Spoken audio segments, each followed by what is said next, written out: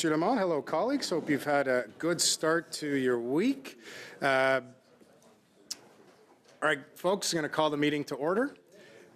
So we are here for what is our last meeting on the Defense Industrial Strategy. We've had a wonderful set of conversations over the course of the past number of weeks. We've got three witnesses here in the room with us today for the first hour, three who will be joining us virtually.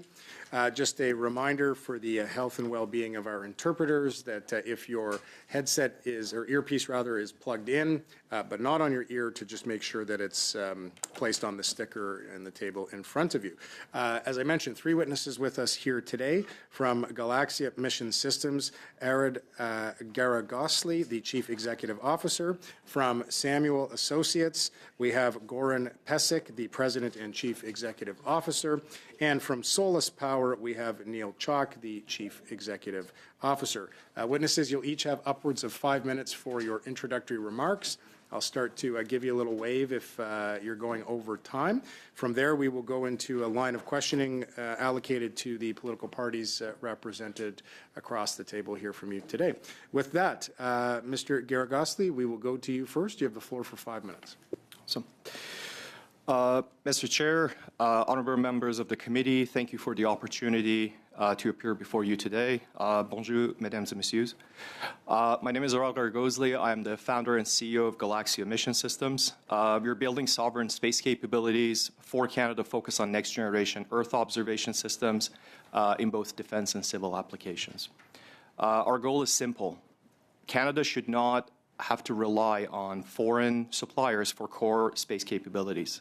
Galaxia is the only company building a fully Canadian space mission where every major component is designed, manufactured, integrated, launched, and operated here at home with Canadian SMEs.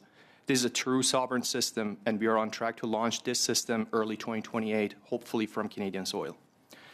Space is now a cornerstone of modern defense. Every domain of war fighting is relying on space, specifically Arctic awareness, resilience and communication, intelligence gathering, targeting, navigation, and so on. If we want to be a credible and capable partner to our allies, we need to pick up the pace because we cannot afford to lag in this domain anymore. There are several recent reports that came out specifically on Canada's defense capabilities from Canadian Space Agency. RBC just released one, and it's showing a worrying trend of Canada really falling behind. We are the last in the rank of 10 from the Organizations for Economic and Cooperation Development, and as well as amongst the G7 countries when it comes to spending, defense spending, and public spending as a whole. When compared to U.S., they're putting about $7 billion annually in venture funds into their space capabilities, and that's about 17-fold more than what Canada is doing per capita. So what do we do about that? The answer to that is Ottawa really must become an anchor client to Canadian defense producers, and space is just a subdomain of that. Canada just simply needs to buy more to enable Canadian SMEs to manufacture and innovate faster to be able to become competitive globally. And we also need to rely less on foreign purchasing and hoping that ITV will fix the gap later on. We just simply need to empower our SMEs to build and innovate. This can happen through strategic procurement, scale, and financial tools focusing on technical excellence. Right now, we create technologies and companies that are just orphan.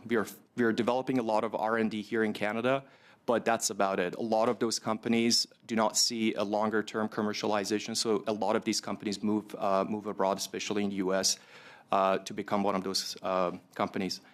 A very good example of how other nations are doing it in the U.S., we have the SBIR program that is funding these companies through small funds at the beginning, taking them through $200,000 into $1 to $2 million feasibility study, and later on into $50, $60 million procurement programs that really puts a lot of confidence into the ventures and other funds to show that space is truly a commercial market.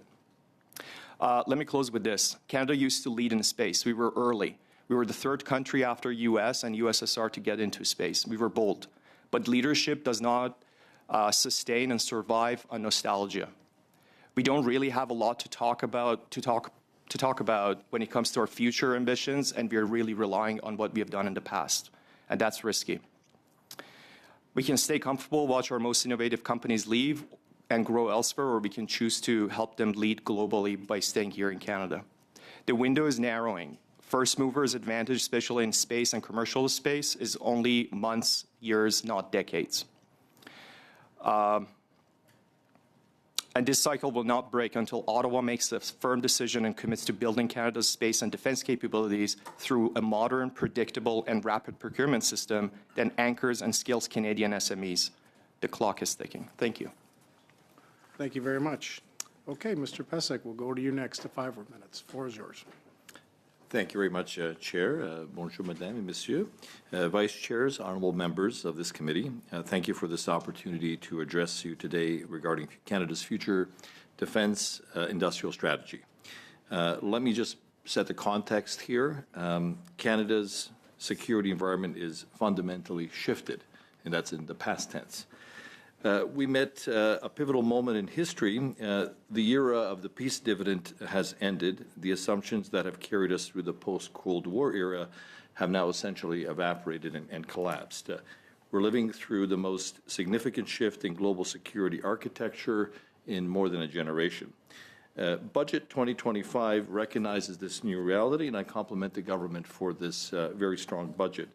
With it, the government is being critical of working and reorienting Canada's defence industry. It acknowledges that Canada must first rebuild the foundations of its national defence through its industrial base. It is now time to begin the process of planning how to build a defence industrial strategy that provides Canadian Armed Forces with the tools needed to advance this country's national interests.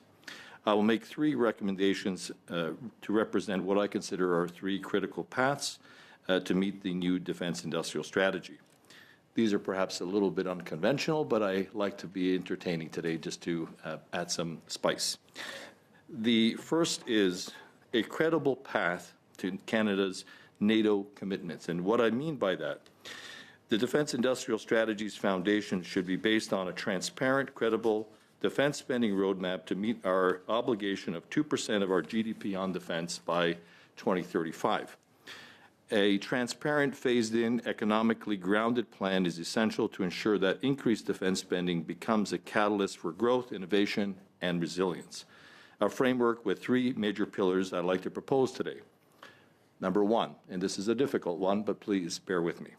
2% of the 5% should be slated toward co-development of continental defence apparatus with the United States. This includes integrating air and missile systems for NORAD modernization, and perhaps a little controversial here, but I'm open to it, procurement of long-range strike capabilities and strategic bombers like the B-21 Raider would provide Canada with significant deterrence. And at the end of the game, we all want deterrence as the end state. And certainly interconnectivity for our Five Eyes partners. 1% out of the NATO 5% should go to Arctic contributions, dedicating a significant portion to building out dual-use infrastructure, ports, including submarine ports with allied interoperability, satellite communications and constellations, northern airfields, icebreakers, and community resilience in the Arctic. 2%, the last 2% of the 5%, should be slated toward manufacturing and development with allied support. This final portion will be given to Canada's interests in Europe and the Indo-Pacific, supporting advanced manufacturing that enhances both collective security and the development of capabilities to mine and exploit, of course, critical minerals. These allocations of the 5%, 2%, 1%, 2%, this allocation reflects a unique geopolitical position that is comparative advantages that it has. Laying down a detailed vision of how to spend this, I believe, is very important. It provides a credible direction to industry. All levels of government, includes Canada, to coordinate with our allies to foster interoperability and interchangeability, which is growing, and provides credible targets to allow benchmarking for performance and accountability. This brings me to my second recommendation. taking a whole-of-nation approach to the defense industrial development. This strategic capability is envisioned cannot be brought alone by money. It requires a whole-of-nation approach that mobilizes the whole of citizenry. This starts with significant intergovernmental coordination with structured federal-provincial alignment. We risk building systems that don't connect, scale, or work. Defense and economic development must move together, not in parallel silos. It also requires solution-based procurement. Right now, innovation and procurement barely speak to each other. Requirements take years to develop. Risk tolerances are extremely low. To bring a culture of solution-based procurement, I recommend the institutionalization of this particular new office that I'd like to propose today, the Office of Defense Innovation and Commercialization, to bring together customers directly to producers. This model allows the Canadian Armed Forces to raise capabilities they demand and to ask industry to compete and propose optimal solutions. Let me just say that this particular Office of Defense Innovation and Commercialization could be situated within the new Defense Investment Agency, perhaps DRDC, or perhaps even at ISED. So that's just a proposition. I would like to also bring my third point: citizenship, duty, and national President, participation. sorry to interrupt. We are now over the time that's been allotted. However, there are lots of questions that members have, and I suspect that through their generosity, they will prod you to get to that third point. So I'm sorry to interrupt you, sir, but I do have to keep us on schedule. Thank you very much. Madame Dancho, the floor is yours first. Oh, I'm sorry, Mr. Chalk. See, look at this. I'm flustered. Mr. Chalk, the floor is yours for upwards of 5 minutes, and then we'll go to our line of questioning. All right, I'll try to keep it quick, snappy. Thank you, Mr. Chair and members of the committee, for this opportunity to contribute to Canada's defence industrial strategy. This study comes at a pivotal moment. Canada faces an intensifying global security pressure, long-deferred capital reinvestment requirements, and an unprecedented scale of forthcoming defence expenditure. A central question is how to maximize the benefits of these investments so that Canada develops the sovereign industrial capabilities that are needed to equip Canadian Armed Forces while strengthening Canadian competitiveness and economic resilience. We need our chosen strategy to deliver on near-term objectives while also being effective over the long term. In this context, it is essential that a modern DIS focus on the segment of Canadian industry best positioned to deliver near-term capability, generate enduring intellectual property, and become global champions of Canadian technology. That segment is a technology scale-up sector. These are firms that have progressed beyond startup experimentation. They possess validated products and revenue. They already employ experienced teams and are poised for accelerated growth. They are a source of technology and vital intellectual property, and they will make a massive difference to our country. So why should scale-ups be the centerpiece of Canada's DIS? First, they can deliver relevant capability rapidly. They're characterized by validated technology. They have existing production and pilot customers. They have experienced leadership and engineering teams. They have a readiness for rapid production expansion. They are a very natural source of unique, strong intellectual property. For defense procurement, where programs run long and integration is complex and operational reliability is non-negotiable, scale-ups offer an optimum blend of innovation and maturity. These firms are already solving commercial and government problems, and Canadian Armed Forces adoption become an acceleration, not an invention exercise. Secondly, scale-ups can deliver operational advantage to the Canadian Armed Forces. Canadian scale-ups are active in fields directly aligned with CAF needs: advanced sensors, harsh environment, power electronics, wireless communications, cyber defense, and so on. Supporting these companies through procurement preference enables the CAF to adopt capabilities that reduce platform vulnerabilities, increase reliability and performance, shorten logistics and maintenance cycles, and allows Canada to field differentiated and higher performing capabilities among its allies. Thirdly, scale-ups are the engines of Canadian IP creation. A large amount of Canadian IP that reaches global markets come from scale-ups. firms that have the capacity to file patents, harden technology, commercialize globally, all while retaining ownership within Canada. Strengthen them helps Canada avoid IP leakage stage, where early-stage companies are often acquired by foreign entities before their technology matures. And we see this every day, not every day, very frequently in the media.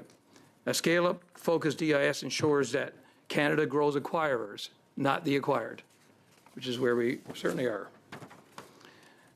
So the next question that I want to pose is, so how does support of scale-ups build a sovereign Canadian defense industrial base? Well, government demand is a very strong catalyst. We don't see a lot of it today, but it is super strong if we had it. You can see it in other countries because history shows us that the most durable defense industries globally, in the UK, the US, two examples, they actually grew their domestic procurement deliberately. They were not shy of giving preference to domestic companies. And I don't think we can say we enjoy that situation. When the Canadian Armed Forces buys Canadian technology, three critical things happen. Companies scale rapidly, sustainably. Canadian IP is entrenched in CAF platforms and architectures. And export opportunities grow by validation of a Five Eyes military, namely the CAF. This is the most powerful industrial strategy that Canada can deploy if you want to grow an industrial base. Additionally, I'm almost done, scale-ups can convert that support into industrial capacity. They will increase employment in Canada, accelerate the next generation R&D, and all while anchoring IP and ownership in Canada. Each dollar invested in scale-ups produces a multiplicative return in employment, IP retention, and long-term competitiveness. These firms are where Canada will get the fastest, most reliable, and most sovereign outcome. So my proposed policy recommendation is to make scale-ups the centerpiece for a defense industrial strategy. Prioritize scale-up technologies companies for procurement-linked support. Create mechanisms such as early CAF adoption, field trials, and rapid procurement pathways, and maintain industrial benefits programs such as ITBs and procurement decisions that encourage scale-up participation. Mr. Chalk, I'm sorry, I gave you the same 30 additional I gave to the previous witness, and it would be quite unjust of me to let you go any further beyond that. So we are going to go into our line of questioning, and Madame Dancher, the floor is yours for 6 minutes. Thank you, Mr. Chair. Thank you to the witnesses for your opening testimony. Appreciate it very much. Mr. Chalk, I appreciated your comments and also your board chair of Solus Power. I believe his name is Neil Desai. Yes, he's made some interesting comments over the last number of months that I wanted to put to you, and I think they're certainly quite in line with what you're putting forward. He said, the number one issue I see for our country is that our economics don't work. He went on to say structures in Canada around talent, capital, intellectual property, companies' freedom to operate look very different only a decade ago, with entrepreneurs saying that a welcoming and supportive ecosystem put wind in their sails at that time. He then said, but those structures have changed during the last 10 years. The wind has actually been in their face of the entrepreneurs who are trying to do this at scale from Canada for the benefit of all Canadians. And he really describes Canada as having, quote, this weird innovations ecosystem structural problem not seen in other countries, where intermediaries such as financiers, universities, and business incubators and accelerators are put at the center for validating business. Everywhere else, the business gets to validate business. So with your comments on IP, obviously we need a very robust ecosystem to support the scale-ups that you've talked about. So in light of some of his comments, can you give the committee a few more ideas and for our policy discussion of what the Canadian government should be doing to facilitate this type of renewed ecosystem for entrepreneurs? Thank you very much. That's a complex question. I'll try to do my very best to answer it. I certainly can't speak for Neil Desai, but I would say having the incubators and all the various supports you see for small business startups and not so much scale-ups, but certainly startups in Canada is a very healthy thing, and you see a lot of companies get going. But the statistics around success rates of startups are pretty terrible. You do get validation through incubation and some of the sort of nurturing that happens there. But the most true validation of a business is from the market. And I think that's what we're probably missing. Procurement in Canada is a game where we play not to lose, to quote Mad Driscolla, one of my friends. We're not playing to win. So we're very careful, we're very cautious, and of course it's taxpayers' money, and we should be. But I think we need to be prepared to take more risks in the procurement. And if the Canadian Armed Forces, if this opportunity with the current expansion of investment is going to provide the opportunity for full participation across this country, I think we can get a lot of validation that's true to the market, that builds a lot of scale-ups into bigger and medium-sized companies. Thank you very much, Mr. Garagozali. I saw you nodding your head quite a bit there, and your opening comments as well, I think, hit on a lot of this. I think in particular you said we need to rely less on foreign purchasing, rather we need to empower our small and medium enterprises to innovate. Any thoughts?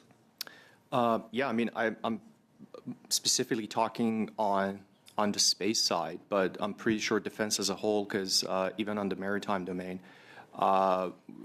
we are really relying on, we are becoming a purchaser. And again, specifically talking on the space side, Canada just recently signed a contract on WildFireSat. Canada does not have a very active space ecosystem when it comes to contracting active projects. We just signed a Wildfire project. It's phase one, $150 million, I believe. The company that has that project is an American company and a German company. And I don't think that's anyone's fault. I don't think there are any Canadian companies that are put out of that. The reason behind it is we simply just do not have those sort of systems that have been built in Canada that can come back and respond to those needs. So we end up basically just going out into the market and seeing what other countries are building and say, hey, can we use your systems? We'll pay for it. And that's very dangerous because a lot of these capabilities across all defense domain do need to be, I guess we kind of need to pick and choose which areas we're working with. You know, we have a very strong shipbuilding program. But when it comes to other domains of defense, are we going to just become a purchaser, or are we going to put our foot down and say some of these emerging markets, including commercial space, are very raw? However, we've got countries like US, Germany is a very good example of that. A lot of G7 countries putting significant amount of funds behind these. And we're just simply falling way behind, and we're just going to sit in the back and just become purchasers. I believe last year you were a witness at Defense Committee, and you mentioned, I'll just quote you, quote, "We must increase support for the Canadian Space Agency to ensure that research and development is essential. Space capabilities continue to grow." So it sounds like, of course, you would appreciate more support, and for that to really support our ecosystem in Canada in the space industry. And of course, the Liberals just announced $500 million for the European Space Agency. So do you feel that perhaps that money should have been the Canadian Space Agency to better support our local, or how do you see this working in the grander So scale? that $580 million, I believe, that is going to European Space Agency via Canadian Space Agency, as we are a contributing member to that.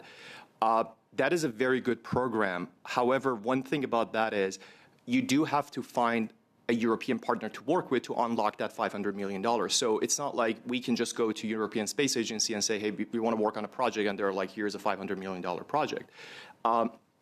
The problem with that is just finding that European partner in a lot of these cases, because again, we do have a very good relationship with European Space Agency. That program is very good if it could be co-aligned with another similar investments that is directly invested into the Canadian companies to bring them up to a point that they are on the same playing field with the German, let's say, or UK companies, because we simply are not. Right now, if you look at the space ecosystem in Canada, it's not a really diverse ecosystem. You've got one or two companies that are generating a lot of products, and they have exports. But when you look at the SMEs, that's just a huge unbalance there, if you will. Thank you. So it would be good if that money could be collaborated with the same amount back directly into the Canadian industry as well. Thank you, Madame Dancho. Mr. Nur Mohammed, welcome to the Industry Committee. The floor is yours for 6 minutes. Mr. Chair, and thank you to the witnesses for being here.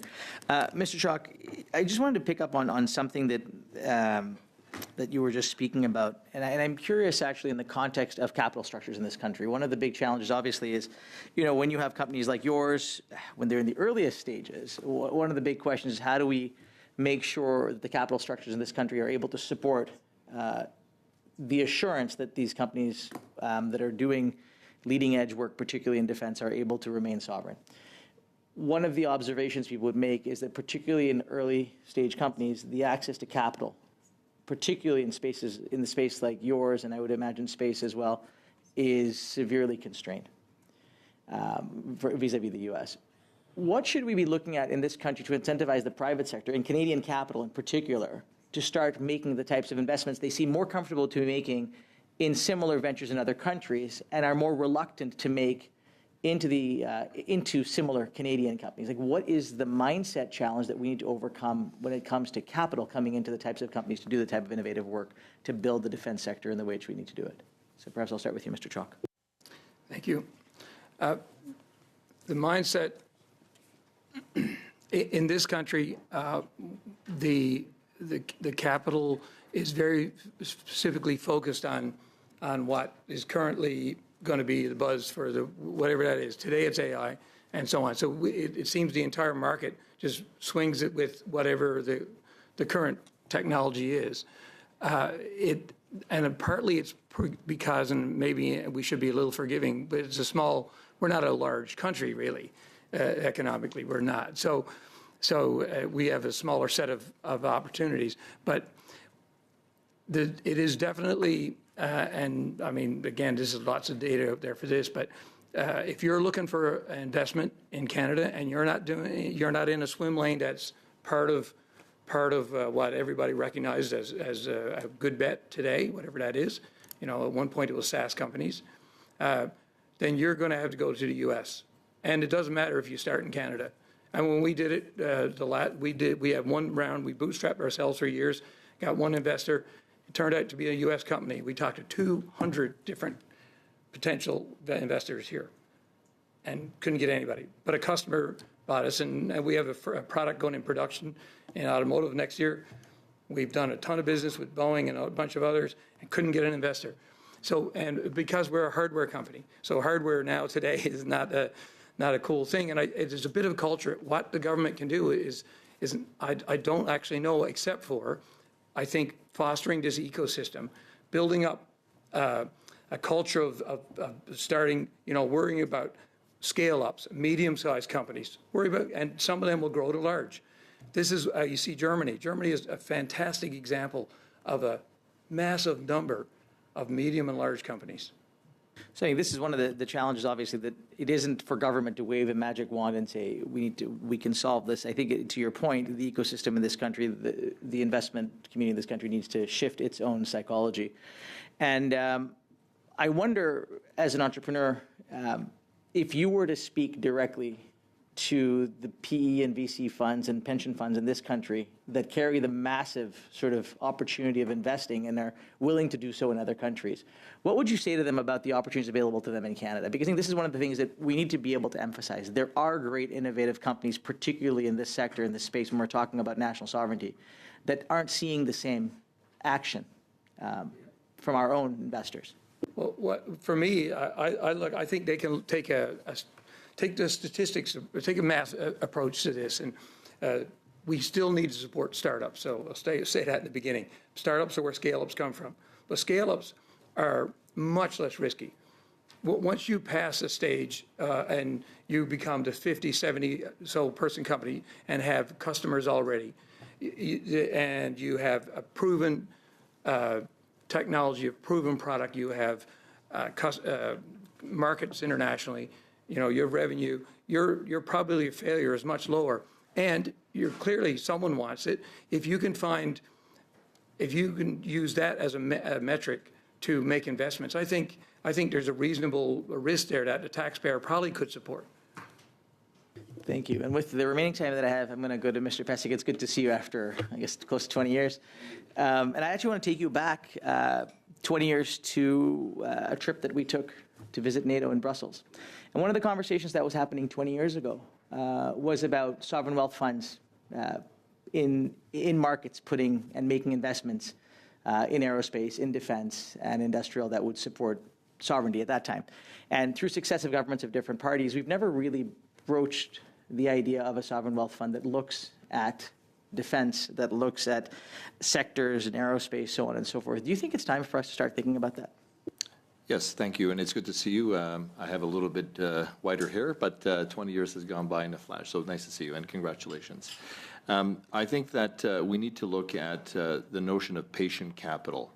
Patient capital, and just to your earlier point, could come from the pension funds and definitely a sovereign wealth fund of some form, or however we determine patient capital needs to look like. But I just want to say that we need to define what that means in our context.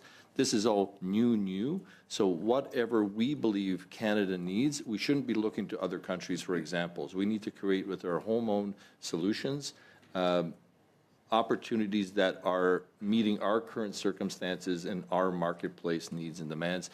The defense industry is a managed economy, and it is outside the normal business cycle. So if the normal business cycle is 5 to 7 years, just say, for example, basically the defense business cycle is one of potentially 10 or 15 or even 20 years or a generation even. So this managed economy needs to be seen as such, with different rules that apply versus market-based rules that are for the commercial market.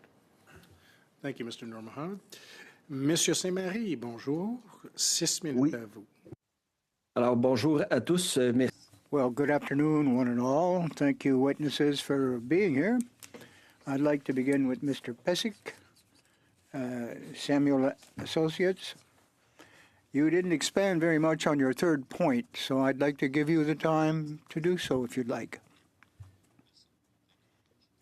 The third point, thank you, is this notion that integrated defense literacy needs to be amongst our population.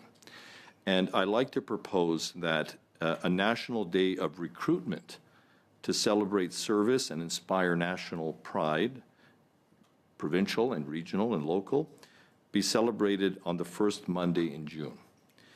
This is about creating a team environment. So, for instance, how does Canadian Tire, how does Tim Hortons, McDonald's, anyone wearing a uniform get involved? And honestly, I see the National Day of Recruitment as a great opportunity for them to show how they're doing work in the service industry under a team, under a uniform that is delivering excellence to customers. So that notion is how we can get those sectors of the economy, especially the service sector, as an excellent place to promote a National Day of Recruitment. I like to also just mention something important, and that is not to forget our veterans.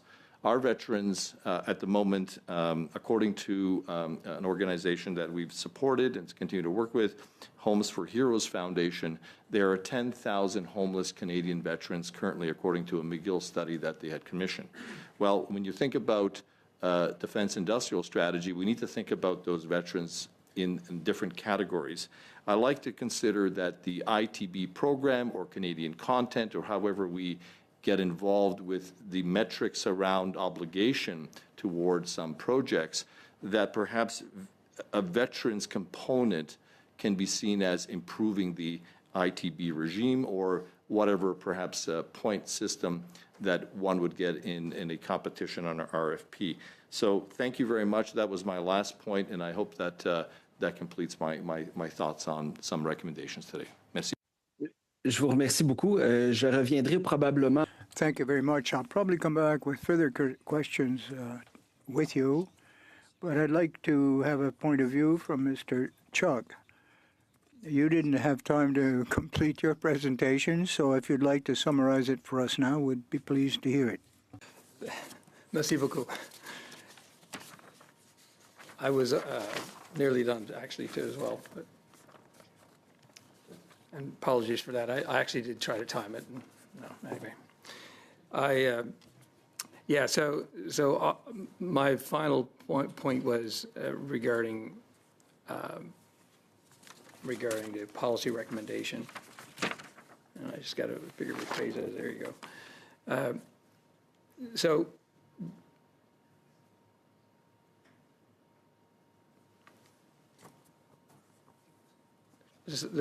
last part was to maintain industrial benefits programs and procurement decisions to encourage scale-up participation, ensure that scale-ups have access to long-term procurement visibility, continued support of the regional development associations, such as Atlantic Canada Opportunities Agency and Western Diversification Fund, and so on, export support through the Trade Commissioner Service. These are all essential things, and they're so much a force multiplier for startups. It's impossible to overstate.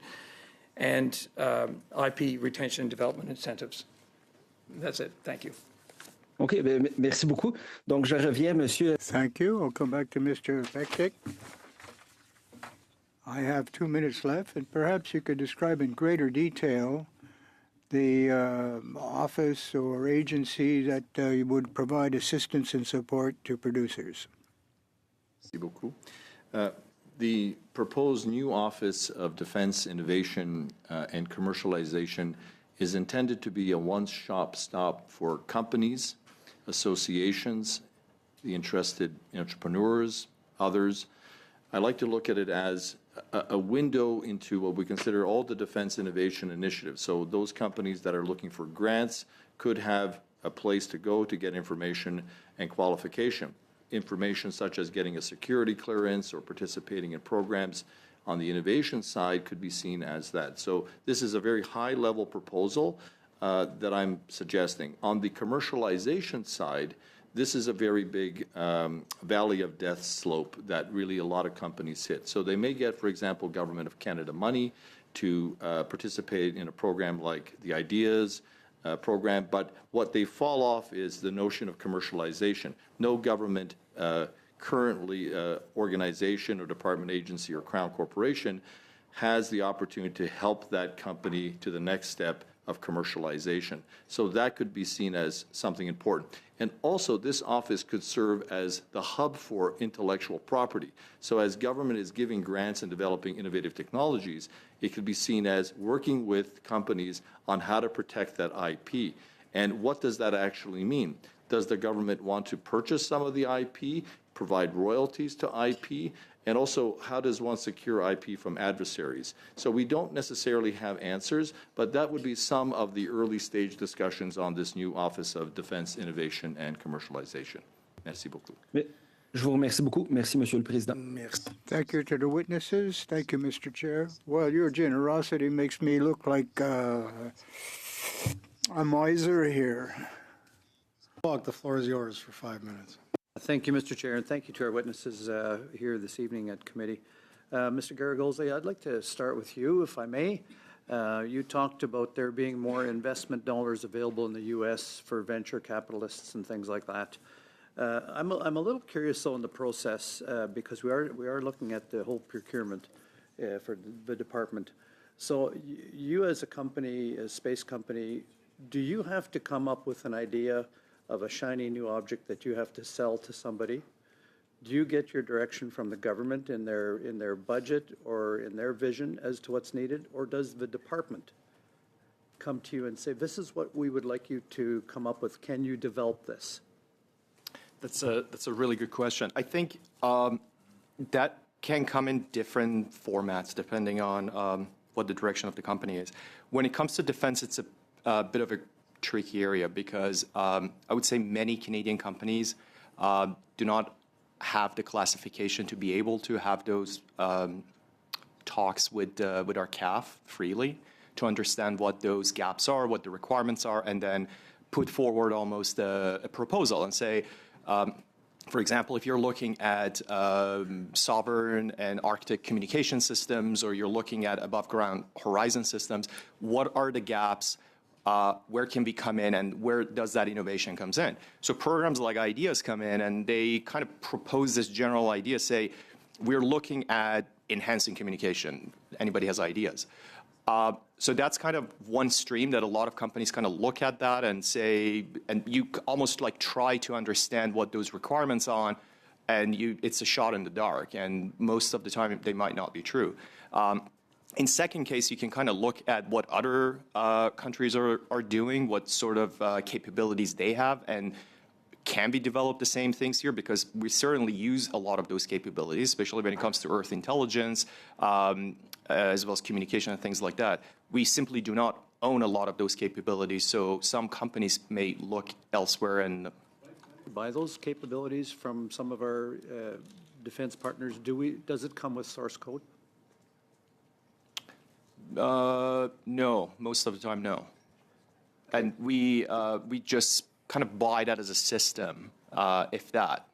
So most of the time, we get access to, again, depending on the platform you're talking about, but most of the time, we just, for example, get access to that data. And in a lot of those cases, those data almost goes through a filtration system to, for example, see if is Canada okay to own that sort of data or intelligence, for instance. Good, thank you. Mr. Chalk, I'd like to expand a little bit on some of your comments. Your board chair has previously stated that there have been a lot of headwinds when it comes to developing products in the last 10 years under this Liberal government. They haven't created an environment for entrepreneurship and innovation. Startups are very different than scale-ups. When you access government money, and you talked about most of our IP leaves this country for commercial purposes, is there a government opportunity to create equity in these companies when they provide initial funding? Well, I would say there's an opportunity. It's not typically done. Usually it's a loan from the RDAs or like ACOA. That could be a consideration. One of the things that I see as a problem with the way it is today is that transitioning from a startup to a scale-up, the magnitude of money required to sustain a scale-up, your payroll goes from a couple $100,000 a month to $1 million a month or so, and then more. And then sort of the level of risk that the RDAs and others are willing to take to invest in you, or in other words, the amount of money is not there. And there's really no mechanism today that I know of. Maybe the SIF program under ISED, but that's not as easy to get either. But Boeing has made a significant investment in your company. And yes. And is that because there's government incentives in the United States for them to do that, or is that just because they see commercial value? So Boeing gets ITBs when they do anything with us because we're a small Canadian startup or scale up. But all of our business, with one exception with Boeing, was projects on the CH-47 or other things that we were doing work that they wanted done. We were probably one of the only companies in the world that does a harsh environment type wireless power thing that we do. So it's even underwater we can transfer energy. So we've done a lot of helicopter work, most with them. They did it, of course, ITB sweetened the pot, but also we've got last year a $10.3 million investment framework. That was also the recipient, or made them get the multiplier for the investment framework. Yeah. Okay. Yeah. Thank you, Mr. Falk. Madame O'Rourke, floor is yours for 5 minutes. Mr. Garagosley, your presentation really resonates because we heard a presentation 2 weeks ago at the space reception, and the head of Space Canada, I believe, said there's no defense without space. Like there's no telecoms, there's no surveillance, all that stuff. We need space. So your point was very well taken. I'm just curious. So this budget 2025 is going to have nearly $82 billion over 5 years in defense. We'll meet that 2% NATO commitment, and we're throwing a path to meeting the 5%. So I'm just wondering, is it not sufficient? Is it should it be allocated differently? So just really quickly, if you can do that, because I've got a couple other questions for the other. I mean, that amount is sufficient, but how much of that is actually going to, number one, directly into space capability development programs, and how much of that money is actually going to advance a lot of these SMEs from a startup scale to a scale-up stage? Those are very important. So if I can just ask you then, we've also introduced a productivity super deduction and also a new SHRED program that is expanded. So would either of those also be helpful in terms of the space sector, because they're sector agnostic? The SHRED programs and the R&D kind of rebate programs as a whole, they're good, but a lot of these companies at this stage, we just need direct funding in form of projects to be able to build rapidly instead of trying to spend money up front and then go through the process to be able to reclaim those. So a lot of, again, going from scale of a startup into a point that we can be an export-ready SME, any of these companies, the most efficient way of doing that is if we have multiple programs that can propose projects that building these capabilities across all defense domains and say, this is going to be a 5-year program, let's say even a $15 million, but that creates predictability, that allows companies like us to hire talent, train them, and be able to build that infrastructure that is actually much more important. But without that, it's just there is a lot of uncertainty. Private sector investments is not that excited about it either. So you're looking for a project that calls for proponents, not you develop something and then seek a contract. Is that right? Yes, ideally. Okay. To the other witnesses, Budget 2025 also introduces a $1 billion small medium business credit program for defense contracts. And so I'm wondering 2 things about that. One, is that a welcome addition? And 2, the United States have what are called Apex accelerators to help small, medium business bid on government contracts. Is that something you would recommend for Canada? I can take this one. Sure. As I mentioned earlier, I think that when we look at the Canadian jurisdiction, our own framework, our own realities, we should try to create programs that will work for us. So even though there are models working under different jurisdictions, like in the United States with the DoD and others, they're in a different category. There's also a lot of heritage there that they have, how they've been working, how they've been reforming recently. My suggestion is that we really look for a made in Canada, Canadian-made solution. I think we have enough intelligent people to come up with a unique Canadian-made program to fit the needs that Canadian startups, scale-ups, large, small, those that are, entrepreneurs trying to access these funds. That's my suggestion. We have an opportunity to do something by ourselves, for ourselves. Let's take that on with serious challenge and output. Okay, thank you. I had another question for you, Mr. Peshek. You talked about the whole of nation approach and mobilizing the whole citizenry, and talk about defense literacy. So at our first or second meeting, we had an assistant deputy minister who said to us, we don't have time for silos, and she said explicitly, this is not peacetime, right? I suspect most Canadians going about their business, they're not thinking that. So what do you think of the concept of having, more citizens engaged? And it's been the case in other countries, so while we should have our Made in Canada model, but mobilizing citizens when there's, emergency preparedness or things like that. Do you think Canada should be looking at a model where there's more preparedness on the part of regular people? Yes, very fair question. And I think that the old public safety ads that were ran, I think perhaps 10 or 15 years ago about being ready for 72 hours still apply today as they applied when they were first rolled out in any striped government. I think that's an important public safety message. Be ready for 72 hours. Given the climate, given where we live, that's just, I think, an ongoing message. I do like to propose again this notion of a national day of recruitment. We don't have such a thing. Perhaps others do, we don't. But again, a Canadian solution for Canadian times.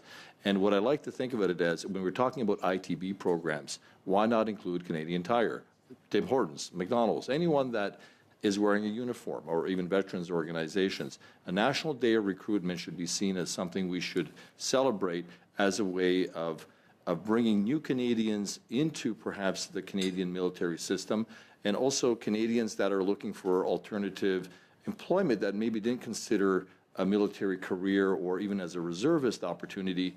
This is something that could be done, I would say, rarely inexpensively. However, the commercial market out there, these perhaps retailers, just as an example, I think would welcome such an opportunity to get involved in a new defense industrial strategy. This is what I'm proposing, and it is something of a mind shift, but we need to think differently in these times that you're describing as sort of the end of peace times and perhaps the time of preparation that a lot of nations are signaling, like the United States. Merci beaucoup, Madame O'Rourke. Monsieur Saint-Marie. Mr. Semery, it's your turn once again. There are no more opening remarks, so perhaps now you can go with your questions. Well, thank you very much, Chair. For Mr. Pesic, and if I have enough time, I'll ask questions of the others. How can the government evaluate and quantify success? What kind of criteria should we be looking for? C'est une bonne question, monsieur. Excellent question. I think that success has to be seen in non-material terms. We talk about sovereignty. What does that mean? That can't be quantified in material terms. That is a much higher order thing. Success has to be seen as preparing Canada for the 21st century under current geopolitical constraints and partnerships and shifting interests, and see success as such as, for example, building the railway from coast to coast, a vision that someone had that others bought into, a nation that got behind an idea that till this day we are still using those rail networks 150 years later, let's say. That was something of success that nobody ever thought back then, but they saw the potential of large-scale infrastructure projects, as we're talking about infrastructure, but also nation-building projects. We need to think in the context of a successful country is a country in perpetual nation-building status. We need to be seen as not armchair participants, and the arena is in front of us, and others are somehow dictating what the game looks like. We need to be seen as every day in this house and other businesses and universities in the craft of nation building. Nation building is a very important process because once we stop, other adversaries, they haven't. They have ambitions that may overtake ours. So I'm just saying success is something that has to be defined in national terms, strategic terms.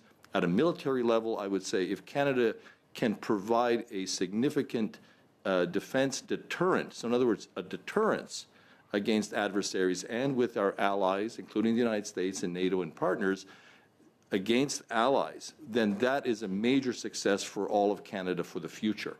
I hope that answers your question. It is a hard one, but it is more existential and philosophical than it is perhaps one that is material.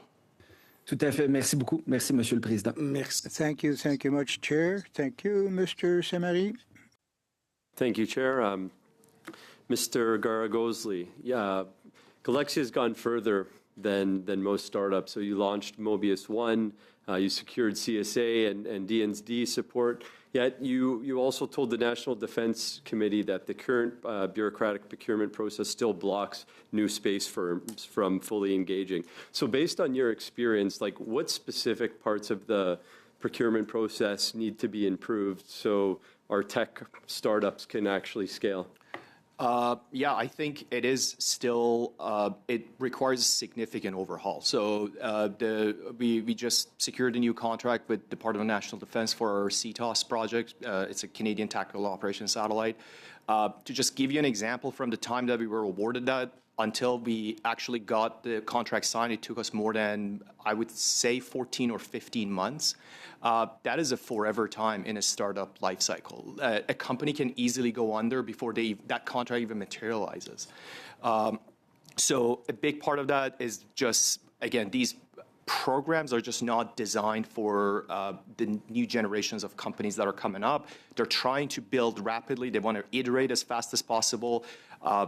When you're looking at, for example, U.S., almost like every regiment of U.S., like Special Ops or Air Force, even CIA, they have their own almost investment funds that, from an idea until investment, it's a 1 to 3 month process.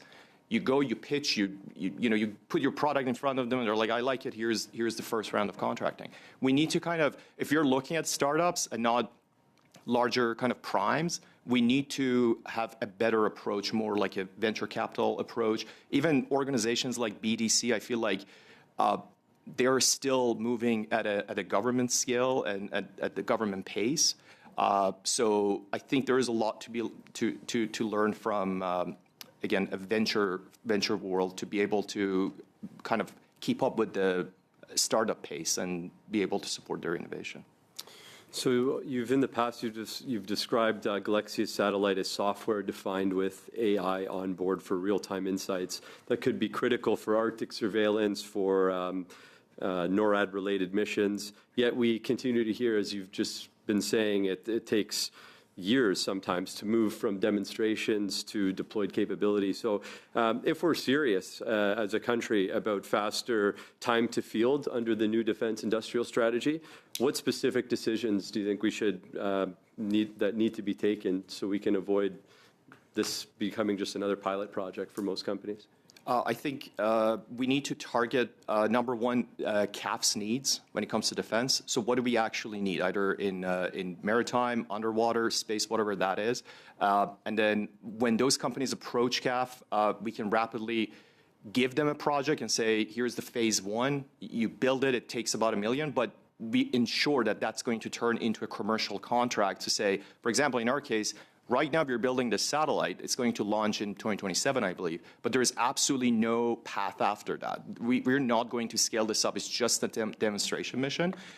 It's absolutely crucial to have a path forward after that to say, let's say, here's a $50 million contract that is going to bring you for the next 5 years to commercialize this and export it even. So you've also said that Canada needs launch capabilities for satellites to be shot into space. So, like, what kind of minimum launch capacity do you think Canada needs on its own soil to, like, credibly claim space independence? Right now, a lot of, especially military operations, happens within the low Earth orbit of Earth. That's about 500 kilometers above Earth. We've got companies like Maritime Launch Services based in Canso. We've got companies like Reaction Dynamics that are building the hybrid launch vehicle. They can bring up to 200, 300, 400 kilogram of payload into space in launch responsive format. You can launch them within months.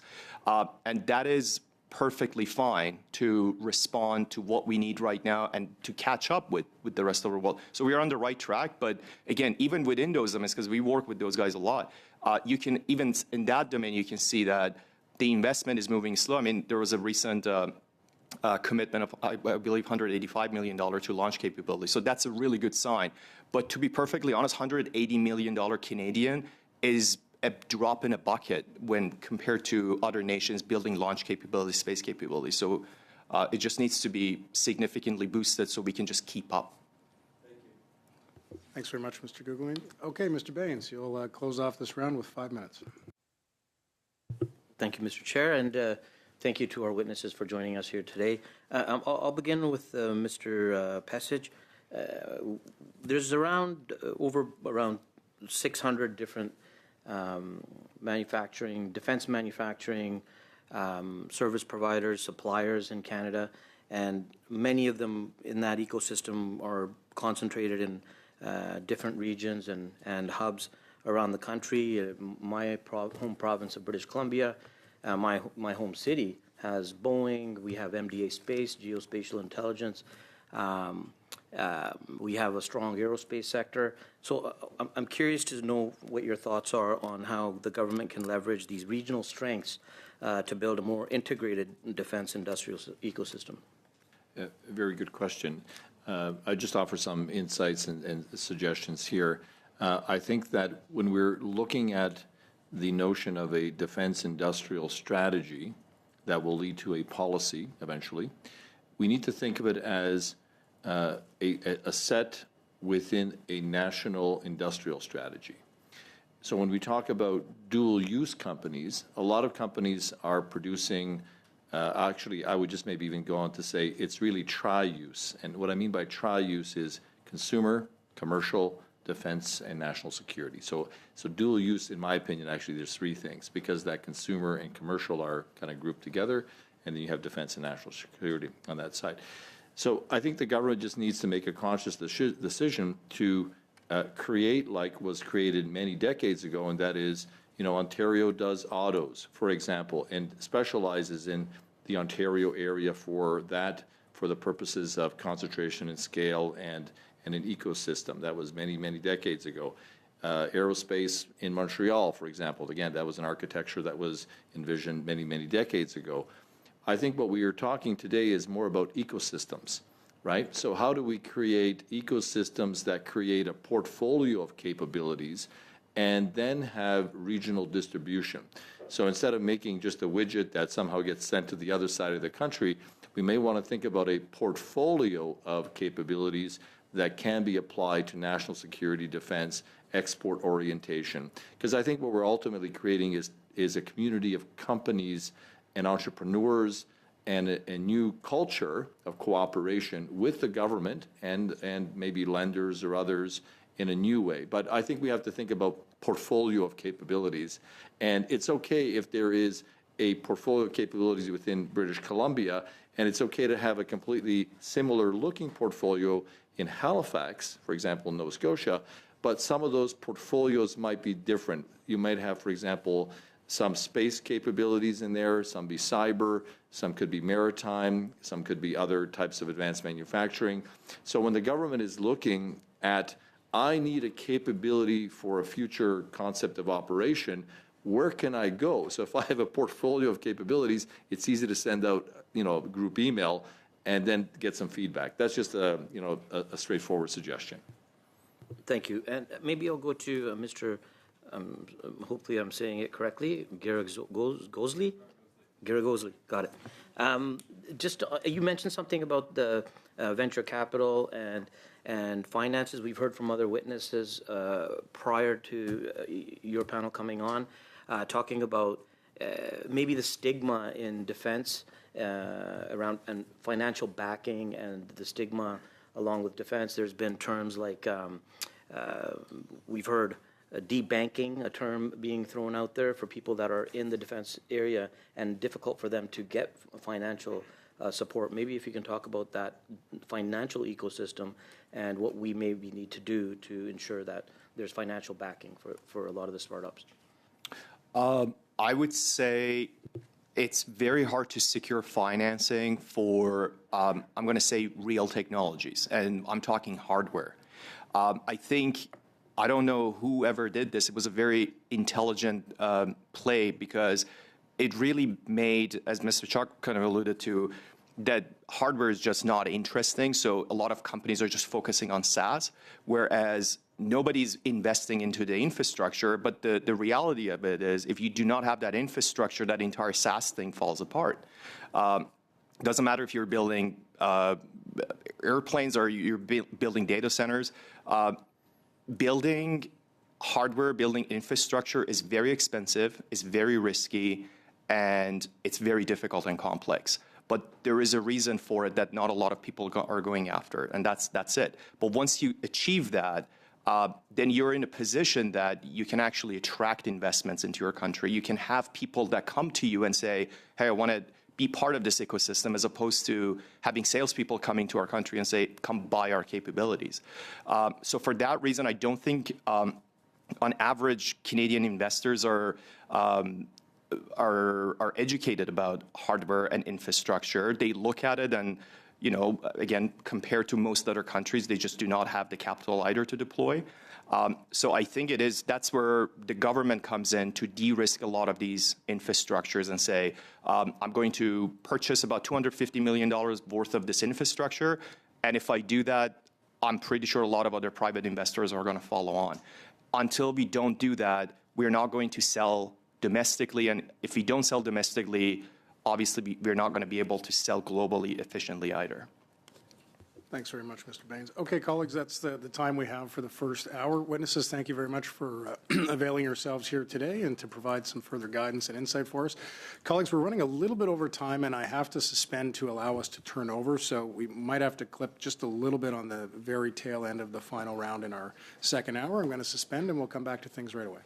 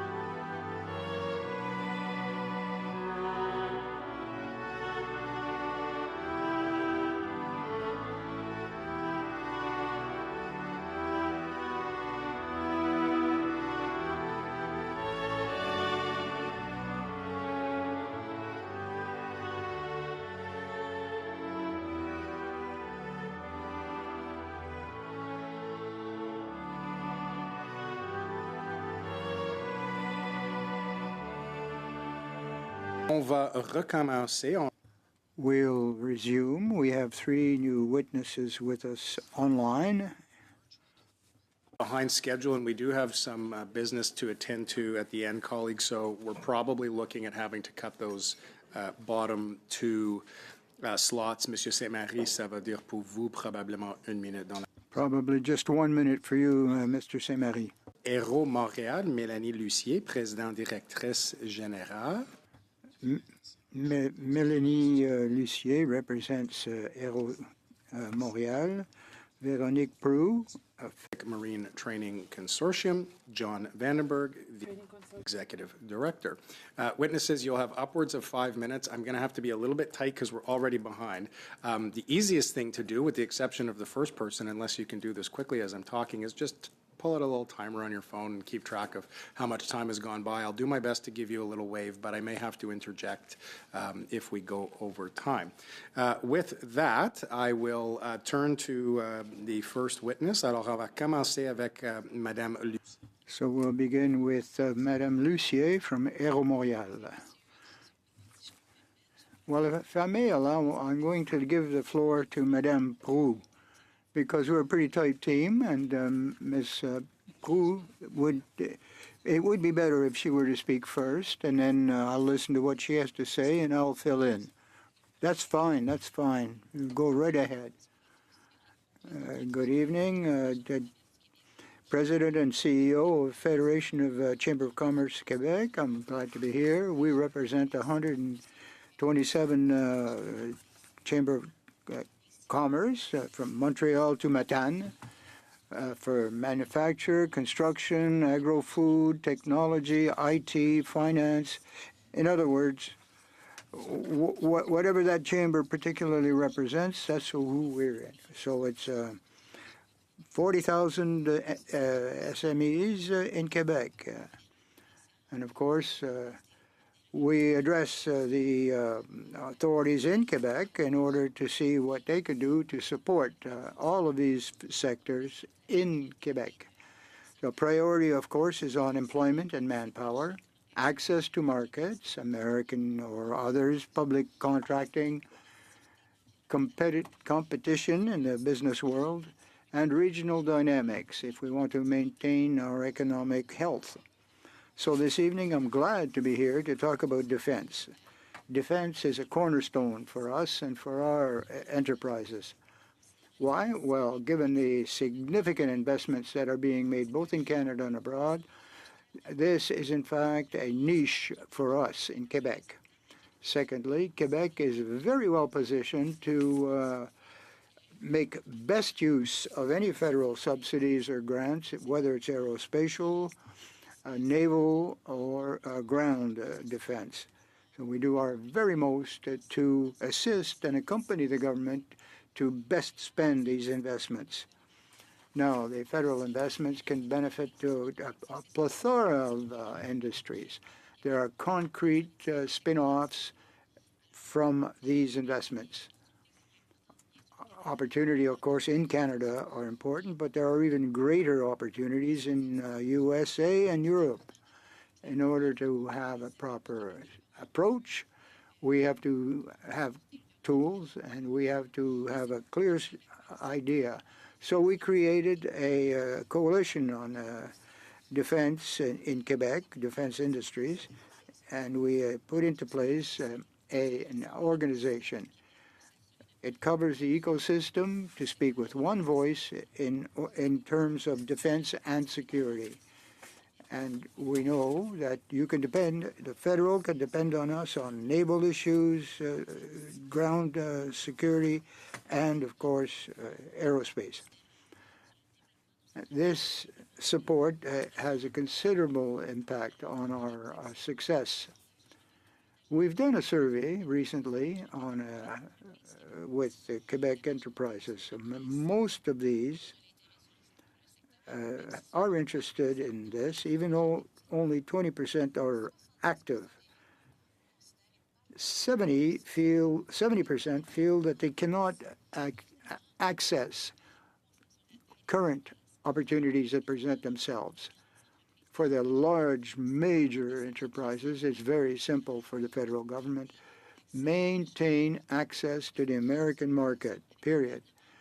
Repair our relationships with the American government in order to maintain the access. That market will be important, is important, and becomes even more important for the investments that might be forthcoming from Quebec.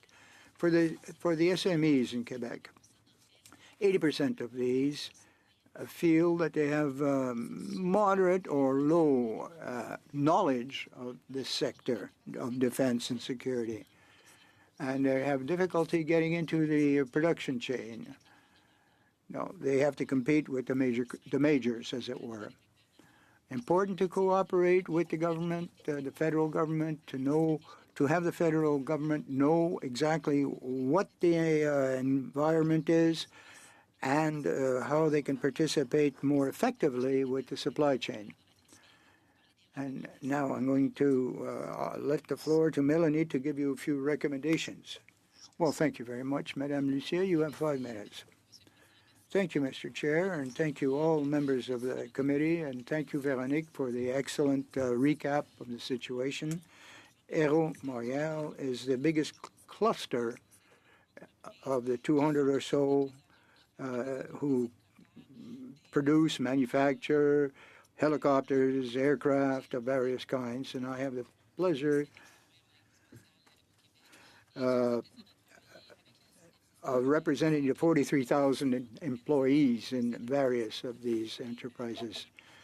We co-founded with Miss Plouffe an organization, as she mentioned, to work with the defense and security industry. So I have some recommendations. First, to align our investments on those enterprises that are successful. It's a strength for Quebec, as Véronique said. Aerospace will be one of those niche sectors. Naval, ground security, and construction as well. These are the strengths in Quebec, and we'd like to see this reflected in the policy, in your general policy, so that these industries can be directed to produce in a certain manner and give us the best product possible. So we have to make sure that we have a strategy for this investment in order to optimize all the spin-offs and benefits in Quebec. It's a transactional issue. We will purchase. It has to be more proactive. We try to predict what products you need or what services and work in concert with the industry in order to say, here are our needs in defense and security. This is what the Army would require, etc. What could you do for us in Quebec to meet the need? Now, if we can get clear signals from the federal government and allow for transactional purchases, this is going to be a great help for Buy Canadian. Of course, we agree with that. But we also want to know that we want to deal with a government that's prepared to assume a certain degree of risk when buying abroad, or must buy abroad, because it's going to happen, of course, eventually. Third recommendation, streamline and modernize the benefits, the ITBs, for example, the credits, and make them much more transparent and ensure that these sums are going to be invested wisely into these niche markets, niche production areas that I mentioned earlier. Transparent, well used, efficiency, and where the detail is in where the devil is in the details, of course. There are many other jurisdictions are very, very clear as to what they can do, and would need support for. Our fourth recommendation, and I was very happy to see that you did deal with SMEs. We want to facilitate access to this defense and security domain for all of these SMEs. And how can we do this? How can we accelerate the process to access to those markets? Certification, standards, controlled goods, for example, import-export regulations, and perhaps programs to assist SMEs. And of course, Melanie underlined the American market. Of course, Europe is important for us, but the Americans, you invest billions in defense and security, so we have a hard ground to compete on. And more my last 20 minutes, I'm watching the clock. I followed your advice, Mr. Chair. In the last budget, we saw how you're going to treat SHRED, and we have to make sure that the ISED programs are available to allow us to proceed and maintain the momentum to get to commercialization. Thank you very much. Well, perhaps you could share with the colleagues around this table to follow my good advice. You use a timer on your phone, and that's it. I did my best, Mr. Chair.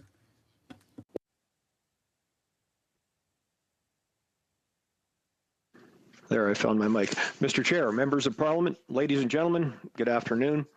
Thank you for this opportunity to speak today. I'll begin by giving a brief background of the organization that I represent.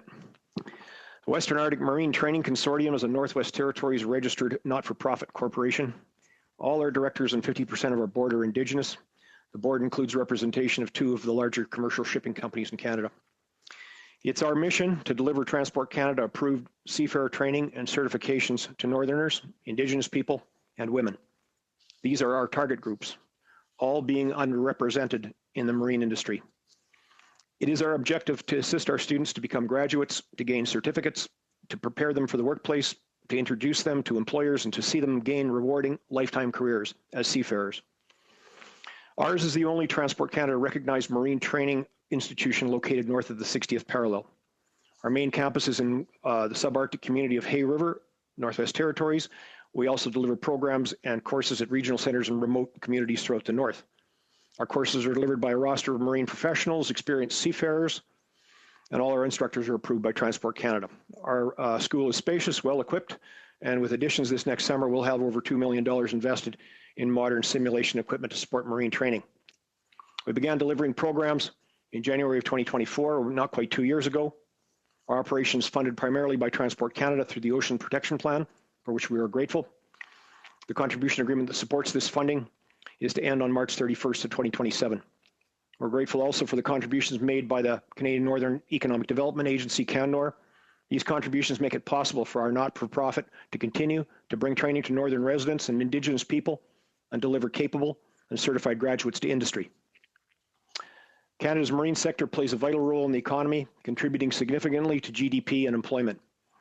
In 2023, the marine economy generated over $50 billion in GDP, and nearly 450,000 Canadians are employed in the marine sector, almost 2% of the national workforce.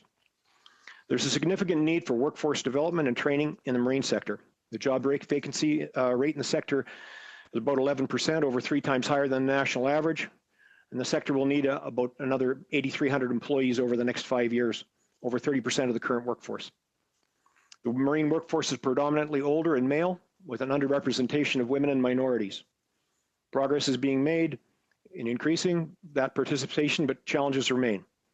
It's estimated that over the next 5 years, the educational system in Canada will supply graduates sufficient to fill only 42% of the required positions in key marine occupations. Increased collaboration between the federal government, marine industry stakeholders, and seafarer training institutions is essential to improve this situation.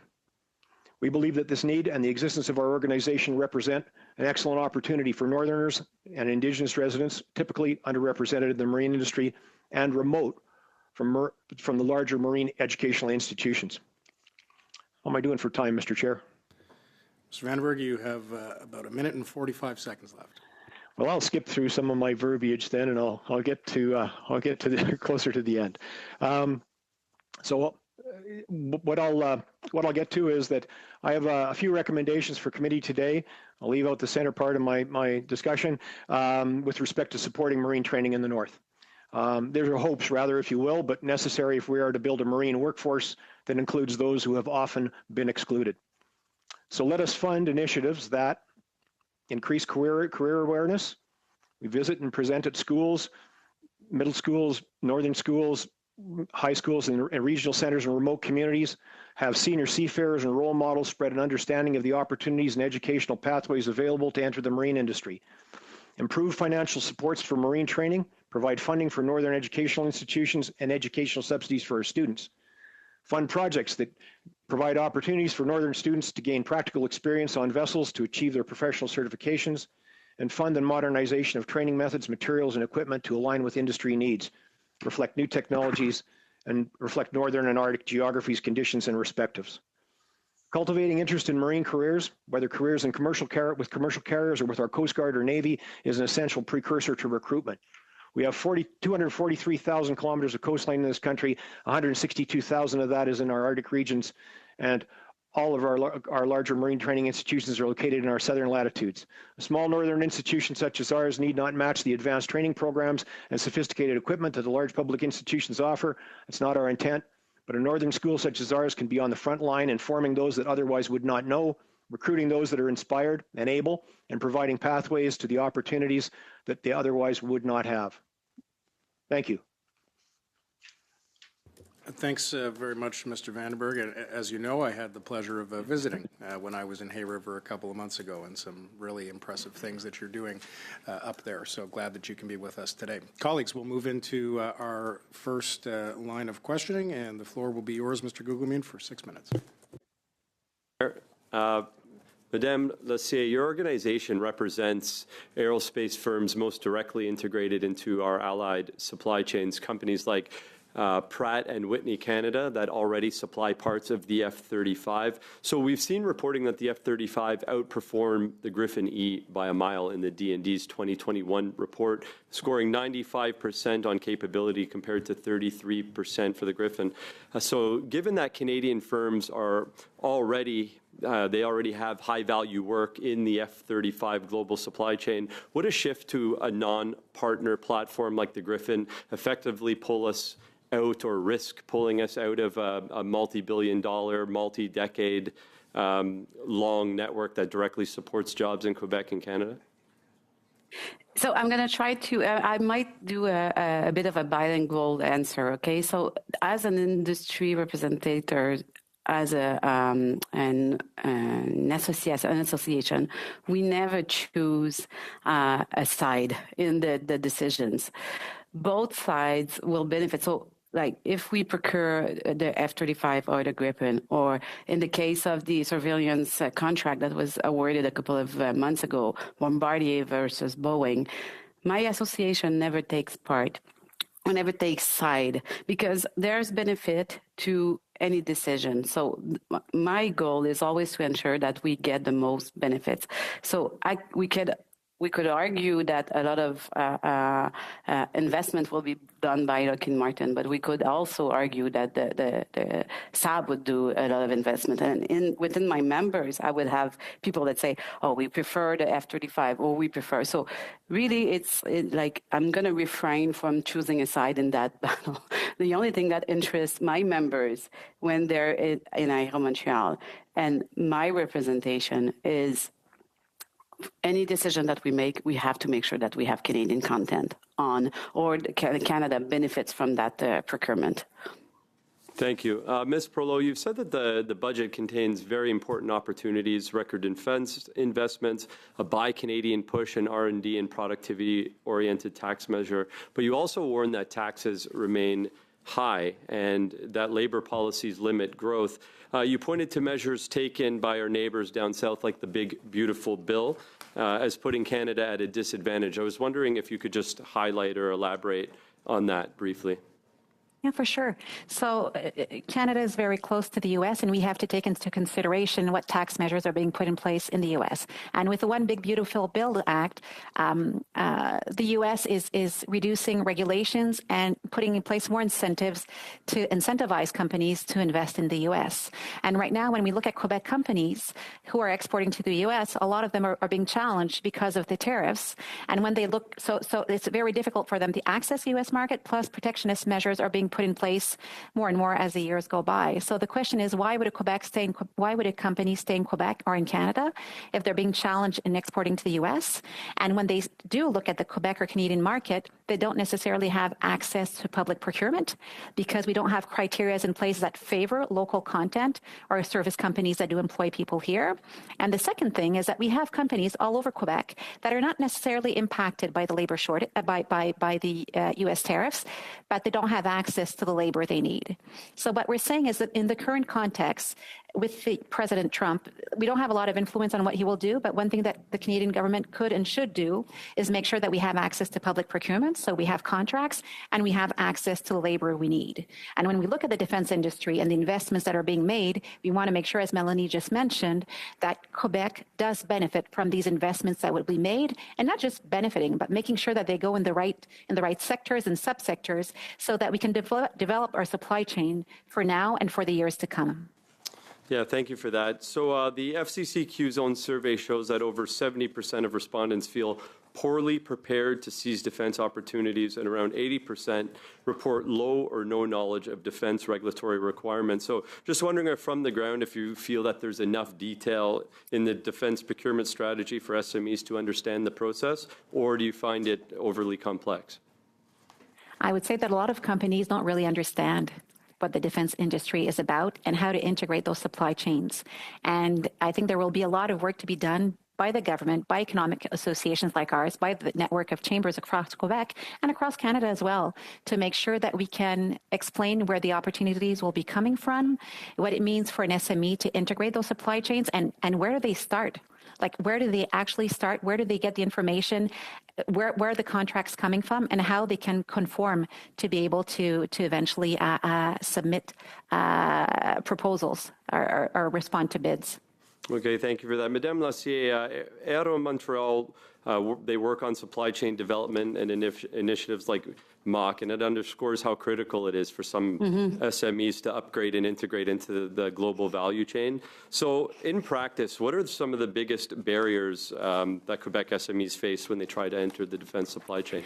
You'll have to I would say, like, rapidement, mais juste un petit rappel aussi pour les témoins. Quickly, but a reminder, of course, you have interpreters, so you can use either English or French. Don't be shy.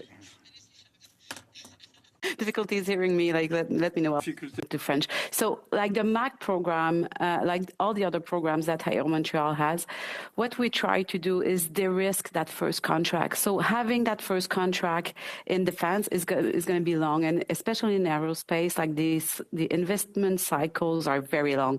So what we tend to do is to make sure that we get funding from the government, so federal and provincial, to give back to the SMEs in a fashion that they understand. So we have programs that are not complicated, and what they will need support on will be de-risking their first certification. So the first certification, being certified ITAR, for example, or control goods. Like the first steps, or CMMC, it can cost up to $150,000 to be certified on CMMC. If you want to deal with DOD in the States, that's mandatory. So what we do with our programs is, and that are funded by the government, is to de-risk that first step into the defense market. Thank you, Mr. Gugelmin. Mr. Danko, welcome back to Industry. The floor is yours for 6 minutes. Thank you, Chair. And my colleague opposite did an excellent job of asking some pertinent questions. My questions are mainly to Madame Lucier and Madame Prou. Just trying to get a sense of the size and scale of the Quebec aerospace industry and cluster and defense cluster, and if there are some lessons from the success that we've seen in Quebec that could be applied to other jurisdictions across Canada. Oui, je vais peut-être prendre celle-ci, Véronique. Donc, Well, I think I'll take over for Veronique here. I said there's 43,000 employees and $23 billion in sales in the cluster, if you will, in that sector. It's the prime exporter for all of Quebec, value-wise. What's really significant is to try to make it a strategic priority for Quebec. We have an agency, space agencies there, etc., and it has to be pan-governmental. It has to be all departments that get involved. Well, I think that we manage in Quebec to do that very well, but what other countries have done, we've always developed aerospatial products looking towards a civilian. We had a Global Express, which is militarize our products after the fact. After the fact. Now, they use their defense sector in the United States to build made-to-measure products for the military. We have an opportunity here by investing more in defense and invert this situation, build for the defense sector, and that we're using that to develop products which can then be commercialized and made available to civilian uses. But it's a strategic priority for the province. Add? Yes. J'ajouterais que... Yes. It has been a strategic priority for the government of Quebec, and they have invested in this. So they're always looking with an eye to scaling up. Aerospace is the model that we'd like to make a common model for other enterprises so that we can compete on a global scale. In the United States, in Europe, wherever there's aerospace ecosystem, the governments always support and invest in those sectors. Now, to come back to the spin-offs, the benefits stemming from this defense sector, it has to be done with a full appreciation of what it will do. We can't do everything. So if the industrial benefits are going to be increasingly more beneficial also to government. Procurement. This is a particular interest of me, having worked in private practice and in government, and writing quite a few contracts myself. Having difficulty accessing defense contracts seems to be a particular barrier to expanding defense benefits across the country. So in particular, on the procurement side, are there any particular barriers or things that you like to see changed related to defense procurement in particular that would help benefit the industry to be more open on the procurement side? Madame Lucier, yeah. Madame Prue. Yes. Donc, c'est sûr et certain que la difficulté. It's quite clear that the difficulty that we have with access is not a simple issue. We have some SMEs, as I mentioned. It's a process that is very complex and very time-consuming. We have to reduce the bureaucracy, the red tape. The first obstacle, of course, is to understand how to access the contracts. There's still a bit of a shortage. We haven't been able to identify keys. CIS, for example. They're the best in the world in what they do, and they have good capacity. We're very happy to have them at CRI. It's a key industry. And yet, when there is a contract being offered, a tender offer, and they want to bid, and they do so year after year for significant amounts of money, with an army of people who fill in the forms, etc., etc. All right. But we know that we're the best in the world in that particular field, and we have to be much more efficient. We have to streamline the system. And I've said it in certain forum. We got to be less Canadian, in quotes. We have to act faster, quicker, less red tape. There has to be this willingness in procurement to select champions and work with them openly, and make it easier for a bureaucratic point of view. Make the whole process a lot simpler. We're not saying, hand them out left and right without really looking at it in depth, but we have to do our due diligence. That's primary. Nonetheless, we have to give preferential treatment to our own enterprises. That's it. How much time? Sorry, Mr. Am I Danko. out? No, we are over. Okay. Okay, Monsieur Saint-Marie, il y a 6 minutes. Mr. Saint-Marie, you have 6 minutes. Well, thank you very much, and thank you both to your all three witnesses. Matter of fact, I have questions for Madame Proulx and Madame Lucier. We'll start with Madame Lucier. You pointed out that you did have in Quebec an aerospace strategy. Unfortunately, there's no mirroring of that in the federal level. What can we do to improve it? Well, we managed to convince our government to include defense sectors in their policy making. It's very important for us. And with this strategy, I hope to see a strategy soon, because, I mean, we're depending on us for a lot of demand. So the defense industry should consider the defense clusters as a priority strategically. And the fact that there is no pan-Canadian or federal strategy is a gap. Okay? Why would this defense sector strategy be based on local capacity and expertise? Well, it's that first contract, because once one gets that first contract, the job is much easier to get another contract and export our goods. So the competencies that we develop here, the expertise developed locally, can also be used for other jurisdictions.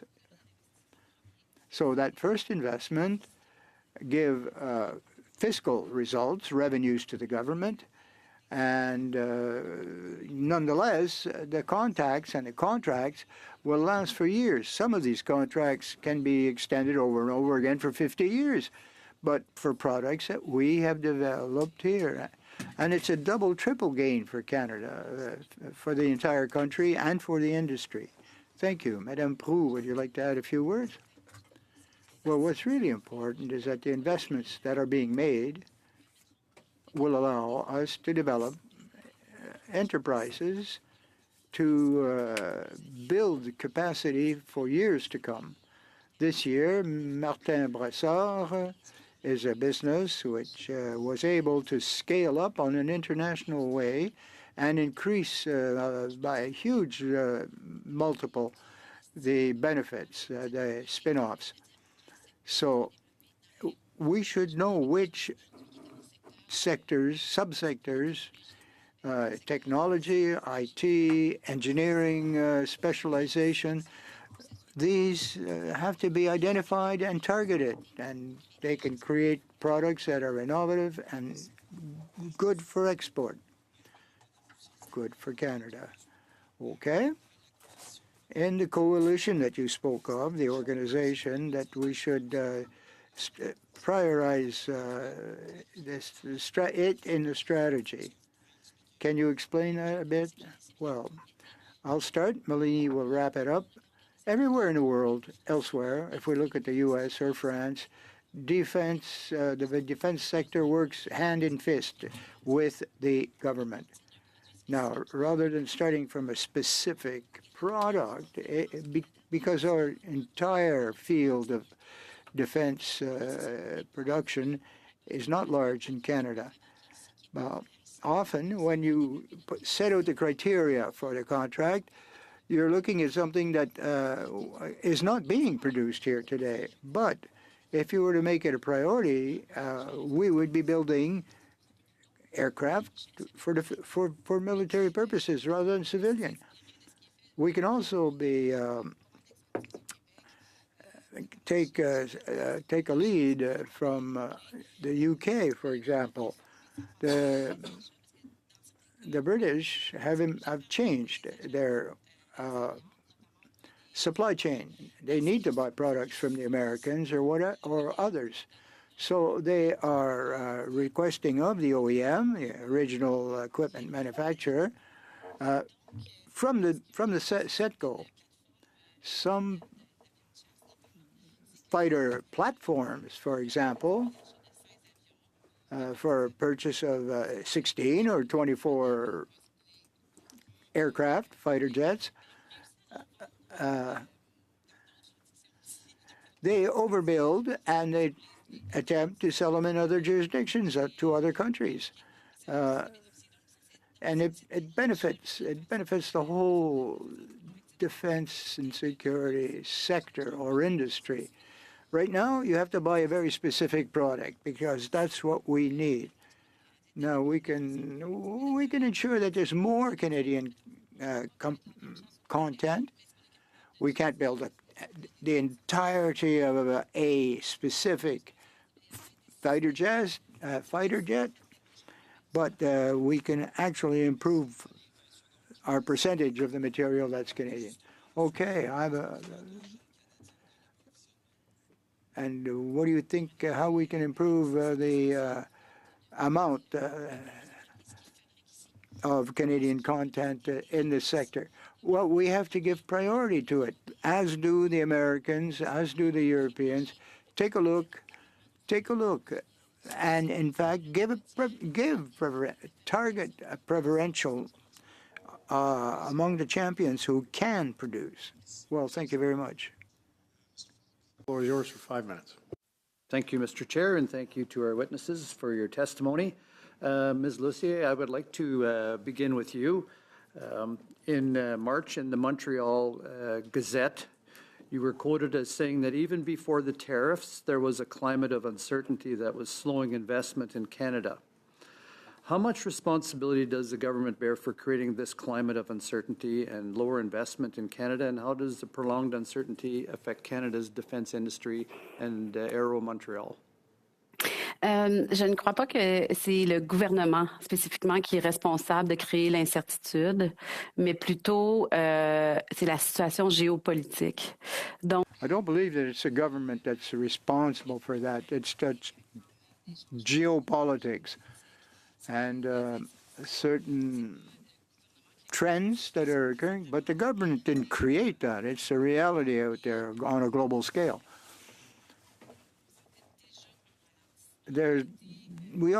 We did note the trend of a slowing down because of the tariffs, but the fact that the business environment is relatively favorable right now, and I would agree with other witnesses that have spoken. We do have a great advantage in Quebec in that we have Investissement Québec.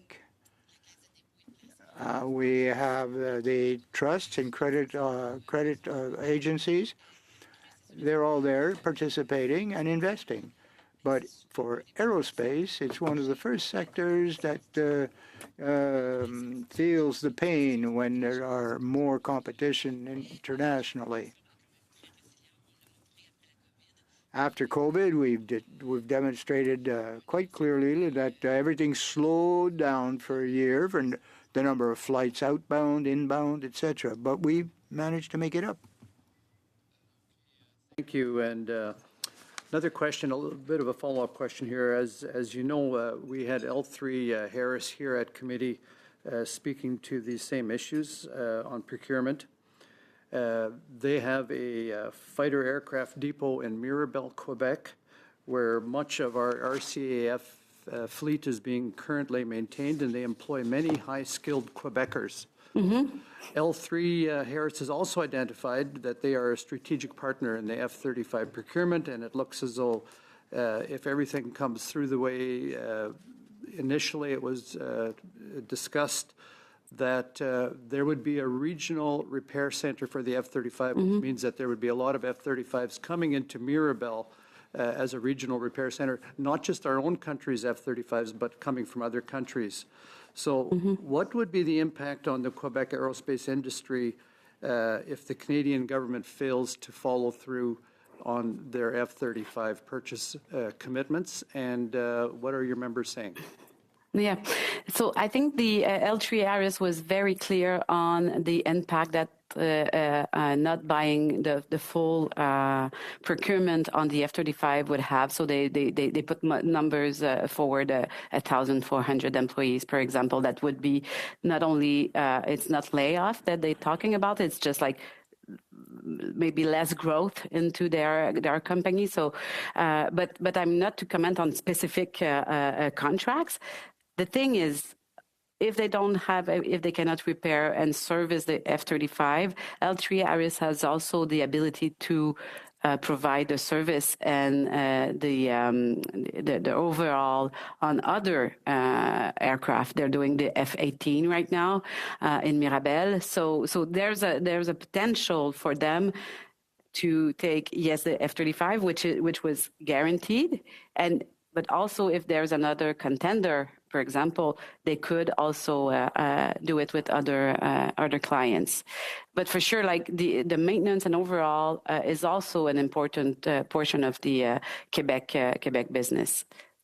So it's a strategic field that we have here, not only with L3 but other companies as well. Evianor, we have a couple of guys doing the maintenance of the maintenance of the helicopters is made at the Bell Textron Canada. So it's a skill set that we have in Mirabel, for sure. Mr. Falk, there's about 15 left, so. Okay, a quick you want to question. fire it real quick? Yeah, I'll fire a real quick one. Are your other members concerned with the potential loss of the F-35 purchase? We again, I'm gonna go back to my first intervention. When we're at Air Montreal, we refrain to talk about specific contracts because that's the way we always worked. So maybe they talk about it behind closed door individually. They have an individual opinion, but as a cluster, I don't represent the sum of opinions. I represent the consensus. And we always said we're not going to take a side in any procurement contracts. Thanks, Mr. Falk. Mr. Baines. Thank you, Mr. Chair, and thank you for our witness. Thank you to our witnesses for joining us today. I'm going to direct my question to Mr. Vandenberg. I represent an area, Richmond, British Columbia. We have in a coastal area where we have a strong marine sector. So BC Coast pilots have been serving there for over 50 years now. Can you please inform this committee on the necessity of having a well-trained community of mariners and how this can impact and maintain and defend Canadian sovereignty, particularly in the Arctic? Yes, thank you, sir. If I could, please. What I'd like to say is that I think that when we can say that a strong nation has a strong Navy. A strong Navy needs recruits. One of the things that we're running into, we get out to small communities. It's interesting to you identify the west coast of Canada. I believe about 50% of the mariners in Canada are working the west coast right now. Many are working the east coast, about 25%, 30%, and the rest are distributed on the lakes and some in the Arctic. I would say that in order to build a workforce for the future, we have to get early into the schools, and we have to start planting the seed in people's heads that this, young people's heads, that this is an option for them. We run into a lot of people. We do go to schools, we go out to the communities, and they're actually looking at us and saying, isn't that interesting? Is this something I could do? And they aren't even aware of the possibilities and the opportunities in the industry that's crying out for people. So I don't know if that partly answers your question. We've recently, by the way, signed an agreement with the Coast Guard, the Coast Guard Academy, as a satellite campus for them in the Arctic, in the Western Arctic, and we're looking forward to that relationship and building on that relationship with DND, with the RCN, potentially with their Raven program, with the Rangers, with others. I spoke not long ago at the Joint Task Force North in Yellowknife, their Arctic Security Working Group conference, and I explained our whole position as to how this could support defense and recruitment in the North. It's a long answer, but I got it in. No, and it's a good one. You talked about collaboration and looking at all of the other search and rescue and service providers that are so important to our coastal regions. If you can maybe talk a little bit about how private capital can be utilized in this sector better, because you talked a lot about the Coast Guard, the RCMP. A lot of these are federal institutions. So with the largest buyer of the defense industry being the public sector, how can private sector funding or investments be made to strengthen the industry? Well, with respect to our industry, and I won't speak of what I don't know, I'll speak about the marine education industry. I think that certainly the industry is willing to step up. We need to have the industry invest in education, to share the cost of education in order to find personnel for their fleets for the future. Again, I don't think that right now our small institution is being primarily publicly funded, but there is a revenue model going forward. Having been in business for only 2 years, we do need to monetize this. We do need to be able to establish a P&L stream, just as any privately funded institution would do. I think that yes, there is a place for the private industry to step up, and we are waving. I've noticed the private industry has stepped up for other institutions. They recognize the need, and I think that there's an opportunity for them to invest here and an obligation for them to invest. Okay, and maybe I'm just going to, I think if I have time, I'll sneak in a little question for Madame Lucier. Can you inform the committee in what way the U.S. tariffs are affecting the aerospace sector, and much like the marine sector, my hometown of Richmond, British Columbia, has a very strong aerospace sector also. So I'm curious about your thoughts. Oui, alors la façon dont on a été vraiment impacté par our sector has been hit hard by these tariffs, mostly because it's uncertain, unpredictable. Aerospace is covered under the aegis of need, if you will. And as with automobiles, parts travel across the border in both directions frequently during the process. And if they're already subject to CUSMA, they won't be affected. But for small and medium businesses, SMEs, they have to calculate 10% loss of business in their sector because of the tariff. Now, we've managed to dodge this tariff and in certain ways, except for repairs, for example, or the whole burden of the administration, rebates or offsets rather, has been avoided generally in aerospace. Mr. Semari, okay, I'll give you a minute. Well, thank you very much. 1 minute for Madame Proulx. Why modernize the benefits as strategically in aerospace? Well, we want more for our money. We want the best for the money. And the money should be coming back into Canada, into Quebec, and we have to do it knowingly. The money has to come back here into funds or organizations that will continue to develop and innovate their products and their services for the defense sector. They can respond to the Canadian market, of course, but then we will have more room to export and make the country more prosperous.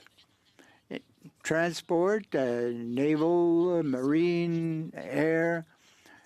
We have to have experts around the table to cooperate and collaborate and to align with the federal government policies and actions and programs. Well, thank you once again. And thank you very much, Monsieur Saint-Marie. For being here today. Nous apprécions beaucoup votre. We appreciate your testimony fully, and that industrial strategy study that we're undertaking. We did extend the meeting. I'm going to suspend for just 1 minute just to make sure we can get everything in order, and then we're going to go in. Witnesses, you are dismissed, and hope you have yourselves a wonderful evening. Colleagues, I'm suspending just briefly, and then we're going to get into our affairs. Merci, au revoir.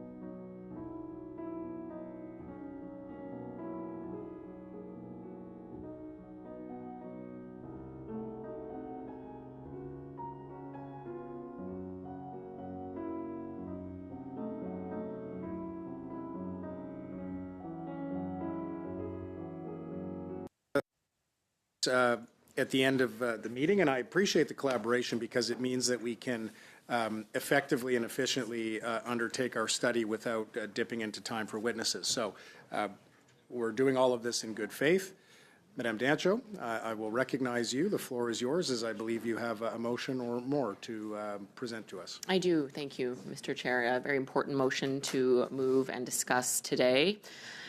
The motion is as follows, that the committee report to the House that it condemns the unjustified American tariffs on the Canadian auto sector, and that it calls upon the government to live up to its promises made during the election to negotiate a win for workers whose livelihoods depend on a good deal for Canada. So, Mr. Chair, just to be clear, the objectives of this motion are threefold. First, that the Standing Committee of Industry and Technology of Canada sends a formal, sort of a formally reported notice to the House that we condemn the American auto tariffs. I think that would send a very strong signal coming from this powerful standing committee. And secondly, that we call on the Liberal government to fulfill its promise and deliver a good deal for auto workers. I think that's perfectly reasonable. And again, very critically, if this motion passes today, it will allow for the opportunity for the House of Commons to formally debate what's happening to the Canadian auto sector. And again, that is a very critical piece of this motion. And just for the committee's awareness, I just want to outline the magnitude of what we're facing in this country. Given the U.S. tariffs on Canadian auto sector. So the auto sector is about a $14 billion contribution to the Canadian GDP. And every job in automotive assembly supports about 9 additional jobs, the highest external benefit multiplier of any sector in Canada. And that's coming right from the Centre of Automotive Research. 92% of motor vehicle exports go to the U.S., and so that access is critical to the success of the Canadian auto market. And motor vehicles are Canada's second largest export. And certainly the Canadian Vehicle Manufacturing Associations has said that auto manufacturing accounts for well over 105,600 direct jobs. So well over 100,000 jobs really are in the firing line, so to speak, of these auto tariffs. And the majority of these jobs are located in Ontario, as we know. And the auto industry is responsible for well over 3,500 direct and indirect jobs across Canada. So well over 600,000 jobs are being directly hit by these tariffs and being impacted. And of course, we have already seen significant losses as well starting to happen. Again, this is just a few months in. Conservatives are deeply concerned of what we're going to be talking about in a month from now, in 6 months from now, in a year from now. So just to remind the committee, the GM's Kami plant in Ingersoll has lost about 500 jobs. GM's plant in Oshawa, Unifor has said that over 750 workers will be laid off at that plant, in addition to about 1,500 jobs along the supply chain. Again, one direct auto job loss loses more indirect jobs as well. And of course, we talked about Stellantis and what's happening in Brampton at length at this committee.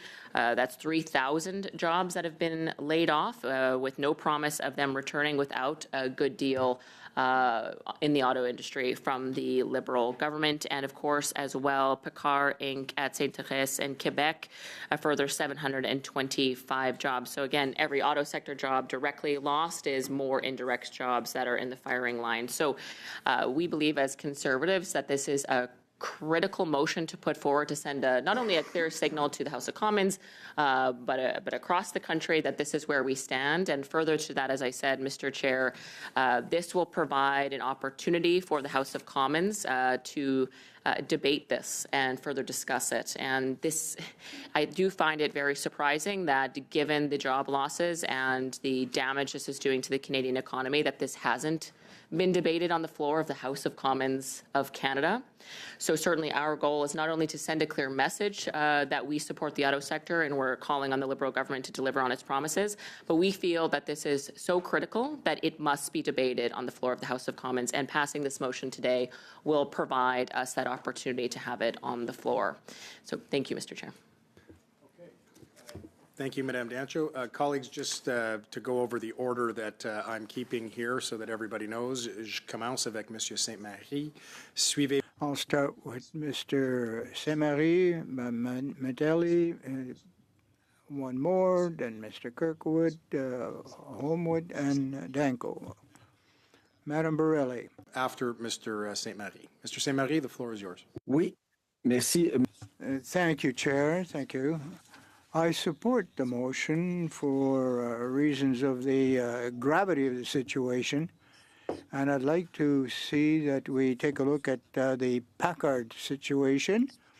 In her explanation, I'd like to bring an amendment, and perhaps it could be considered a friendly amendment, whether you're against or for, but I'll repeat it in French and in English, and I can send a written copy by email if I need to, that the committee reports to the House to condemn the tariffs imposed on the automobile sector and for heavy vehicles, or trucks.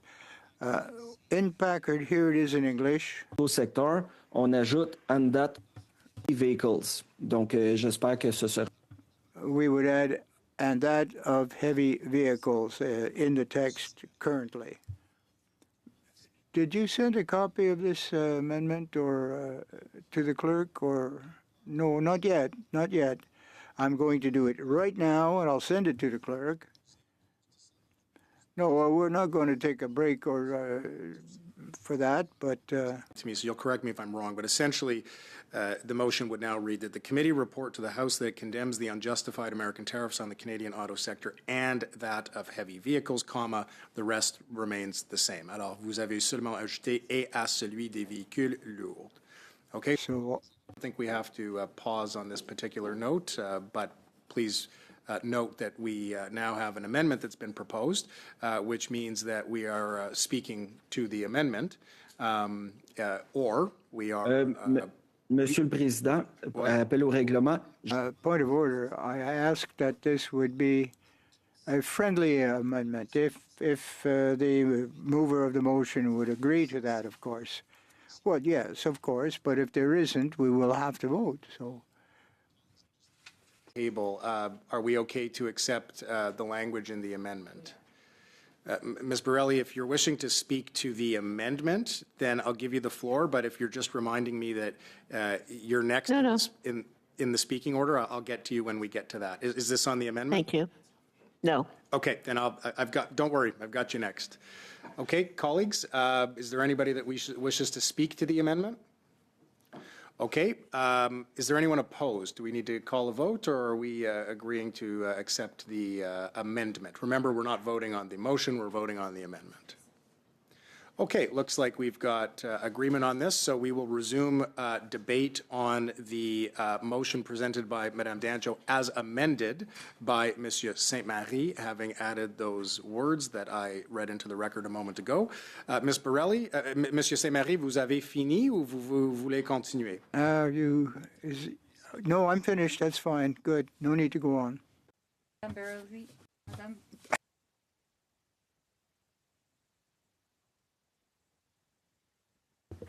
Ms. Borelli, the floor is yours. Thank you, Chair. I support this motion. This motion is vital to our economy, our communities, and the hardworking individuals who dedicate their lives to the auto industry. It's crucial that we engage in serious tariff negotiations to secure the future of Canadian auto jobs.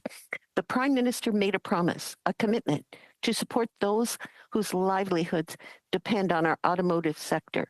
It's time to hold him accountable. He hasn't done that yet. Auto workers are the backbone of the industry. Their skills, dedication, and resilience are what drive it forward. We risk not only their jobs, but the very fabric of our economic stability. So we demand that the Prime Minister prioritize these negotiations. It is not just an obligation. It is a necessity to ensure that these workers in the auto sector can thrive, providing for their families and contributing to their communities. No more empty promises. We need to stand united in this call to action. The time to act is now. We need to win for workers. We need our Prime Minister to honor his promises to them. Who cares? I care. We should all care. Thank you.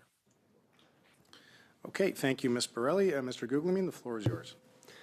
Thank you, Chair. To speak in support of this motion, we're really at a critical juncture with respect to our auto industry and so many other industries in this country. As we know, the Americans have launched unjustified tariffs on a variety of our sectors. I've heard from people in my riding, everything from the aluminum sector to the furniture manufacturing sector to the steel supply chain.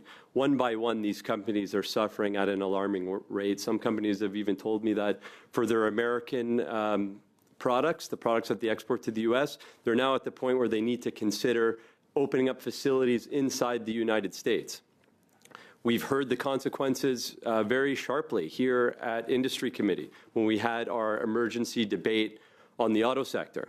And just to remind people at this committee and those watching at home, $14 billion is what the auto industry contributes to our GDP, 125,000 direct jobs, 8% of manufacturing jobs in Canada are in the auto sector.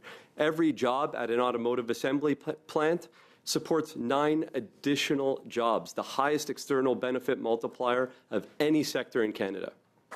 That is the severity of what we're facing here.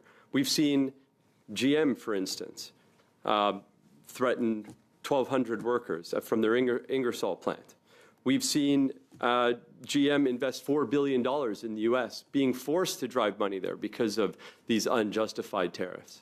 And the fact remains, we're supposed to get a deal by July 21st of this year, and yet that hasn't happened. We've also heard at this committee some other measures that we could have taken to support the auto sector.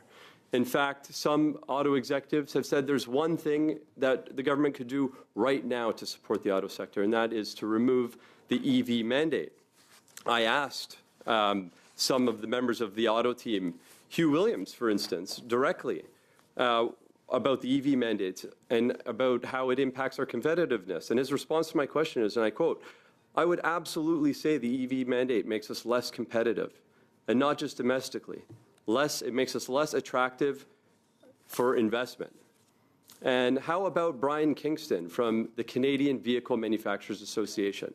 I asked him about what he thought about the pause and if it gave the industry the certainty that it requires. He says, and I quote, "A one-year pause doesn't change the fact that companies have to contract for credits out to 2035. They still have to make sure that they have the certainty they can still operate in this market. The pause hasn't provided any additional certainty, end quote. What about Flavio Volpe from the Automotive Parts Manufacturer Association? He says, and I quote, you may have heard me say from the beginning that the EV mandate was unachievable, unworkable, and not based in reality. So, Mr. Chair, we tried to put a motion forward to the House to get them to repeal the EV mandate immediately to support the sector. And since we weren't able to get consensus on this committee for that, at the very least, I'm hoping that this committee will agree unanimously that it's time to move this motion to the House so we can have the serious debate on the House of Commons floor to give Canadian workers in the auto sector and all sectors in this country the debate they deserve, the transparency and accountability they deserve, and the results that they deserve. Thank you, Mr. Chair. Thank you, Mr. Gugelmin. Ms. Kirkland. And thank you to the committee members here. I don't think it comes as a surprise that I support this motion. As I speak to auto industry advocates and folks who work in the auto industry on a regular basis, as the co-chair of the Conservative Auto Caucus, I can tell you that the word that is used most often is uncertainty. And as these auto workers wonder if their government is going to stand up for them or not, they're feeling uncertain and they're feeling scared about what the future holds, and they need to see some action, and they need to see clear action. And so this motion would allow for that and allow for potential debate in the House, a critical debate really that needs to happen on the floor of the House of Commons as well. So my riding is Oshawa, which I've mentioned before in this committee. Oshawa, as well as Ingersoll, Brampton, Windsor. I mean, I could keep going. In Quebec, we have our PACCAR truck manufacturing plant. All of these folks are feeling the hurt, and they're worried about not just the jobs that have already been lost, but they're all worried about what's coming, what could potentially be coming. Oshawa's economy relies on the auto sector, and the GM Oshawa assembly plant supports thousands of families indirectly and directly in the Durham region. The unjustified American tariffs on Canadian autos has put Oshawa jobs and paychecks at immediate risk, as well as of course, the other communities in Ontario and across the country who are also at risk. In Oshawa, though, 750 workers are absolutely losing their jobs in just a little over a month. That, of course, translates to more like 1,500 to 2,000 and possibly up to 5,000 in the Durham region in terms of the auto supply chain. The Prime Minister promised during the election that he could negotiate a win, that he was a master negotiator, that we were going to see things done at unimaginable speeds. And, July 21st came and went, and the auto sector looked at that promise, and they were hoping that okay, this is going to be it. He's going to negotiate this deal, and we're good to go. But that promise has not been kept. The government has not yet lived up to its promise, and workers are now caught in the trade fight. So the United States is aggressively defending its workers, and we would like to see the Canadian government doing the same here. Canada must stand up for its auto workers and deliver the fair and stable trade environment that they were promised, and I believe that this committee should stand united in supporting this motion. So thank you. Okay, thank you very much, Ms. Kirkland. Mr. Nur Mohammed, the floor is yours. Thank you, Mr. Chair. I think there's a lot of good in this motion. I think it's important for us to all come together and condemn these unjustified American tariffs on the auto sector, on heavy vehicles.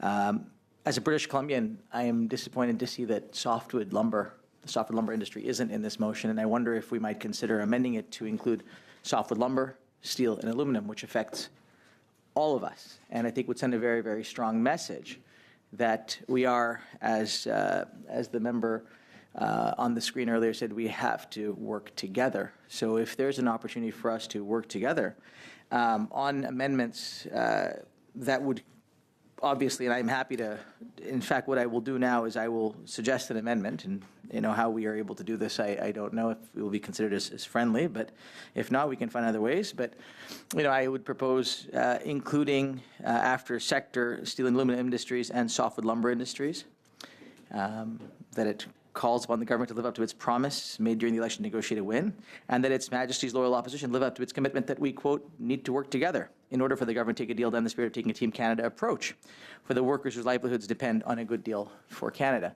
I think it's important for us to, if we're going to send a strong signal as a committee, that we take the steps required to show all Canadians from coast to coast to coast whose industries are affected by these unjustified tariffs, that we're prepared to do the necessary work to put aside partisanship and send a very, very clear, unequivocal message that we are serious in this committee, that we are serious as Canadians. And so I would seek to see if my fellow members would be willing to take these amendments on, and happy to circulate those in whatever form the clerk would like if necessary. But I would imagine that there shouldn't be any opposition to including those elements. And the reason that I think we should is, we saw supports from our government today on steel and on softwood. But make no mistake, Mr. Chair, make no mistake, the impact of these tariffs in British Columbia on softwood, which I really think we should include in this, are substantial. The softwood lumber industry in British Columbia represents 49,000 jobs. 49,000 jobs. Tariff rates of over 50% in some cases. There are almost $10 billion sitting in hold accounts for tariffs, for duties. And the negotiations are not just complicated, they involve a reality that with these tariffs being extended, we're going to see mills closing, communities dying. Communities represented, Mr. Chair, not just by Liberals, but by Conservatives, by New Democrats. These are, and in Quebec, it's going to have an impact there. So these affect all of our constituents.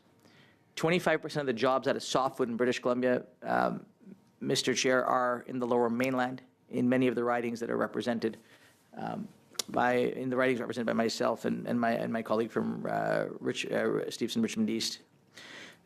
So if we're serious about this, and this isn't about politics, I would invite my friends opposite to take on these amendments, that we get down to the business of negotiations as we have been doing, as the Prime Minister has been doing. And that perhaps, if I may be so bold, the member from Bowmanville, Oshawa North, has a very good friend in J.D. Vance. Perhaps he might put some pressure on his friend to hear the message that members opposite are sharing in this room, that members opposite are talking about in this room, with the passion and the force that is required for all of us as Canadians to tell our American friends that enough is enough, that this isn't just about picking wedges among Canadians, that when it's convenient, we want to be friends with those that seek to damage our economy, take away our jobs, take away the jobs of our friends, of our families, of our constituents, and that we take the steps required to be able to push back on some of these things.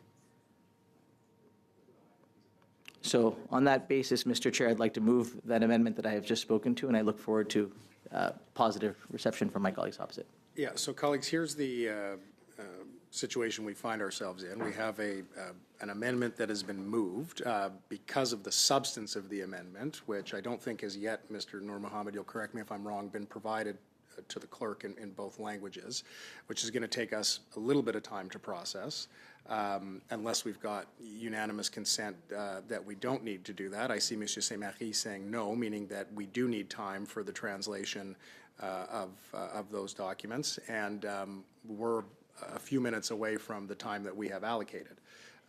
So there's not really a place for us to go. Madame Dancho, I know that your hand is up in order to be added to the speaking list. If you have a point of order, I'm not going to give you anybody else the floor yet until we establish this, because the floor rests with Mr. Nurhamed at this point. So just want to be clear, you're moving this motion, this amendment rather. Yes, sir, I am. Okay, then colleagues, there's a few things that we need to do. I can establish who chooses to speak next, but again, we're about a minute away from time. If it's not on a point of order, Madame Dancho, I'm not in a position to be able to recognize you. But we won't enter into debate. Yeah, your name is down, but we can't enter into debate on the amendment until the amendment has been translated and provided to members, and we're not at that point yet. So the next step is for us to begin the process of the translation and the correspondence. So Mr. Noor Mohammed, if you or your staff can kindly provide that to the clerk. But having said that, colleagues, we're at sure, Madame Dancho. So if he could clearly read out the amendment, and it's not a requirement that we get it translated in our inbox if the bloc is okay with that. So I leave that to his discretion, Mr. St. Marie's discretion. There's been tons of amendments moved at all kinds of committees where we immediately start debating them that have been moved on the fly committee. So he wasn't clear in the exact language he used. So I'm not clear if he was talking about in general these things should be added, or if he moved a specific verbiage that we can review. So if he can clarify. So, Mr. Mohammed, the floor is still yours. I temporarily shifted to Madame Dancho to allow for the point of clarification. If you'd like to read that amendment back into the record for our purposes, you're certainly welcome to do that, but we're going to be adjourning the meeting momentarily. If I can do it in under a minute, I will. The final amended version would read that the committee condemns the unjustified American tariffs on the Canadian auto sector, heavy vehicles, steel and aluminum industries, and the softwood lumber industries, that it calls upon the government to live up to its promise made during the election to negotiate a win, and that His Majesty's loyal opposition live up to its commitment that we need to work together in order for the government to get a deal in the spirit of taking a Team Canada approach for the workers whose livelihoods depend on a good deal for Canada. That exists. Our obligation is to hold you accountable. Debate. Into cross-table debate. We have an amendment that's been presented to us, but at this time, colleagues, this is the time that's been allocated to us. So, point of order, Mr. Chair. You're saying we have no more resources. I can check with the clerk, but the time that we set aside for this meeting was till 7 o'clock. Well, I would like to check, and if the committee agrees, I think we should ask. Okay. And again, Mr. Chair, I do take an issue with this. The committee, the Liberals, we, in good faith, provided this over a week ago. Madame Dancho, just one moment. Over a week. One moment. So in advance. Your question was to check on resources, not to enter into debate, so just provide me with a moment to be able to do that.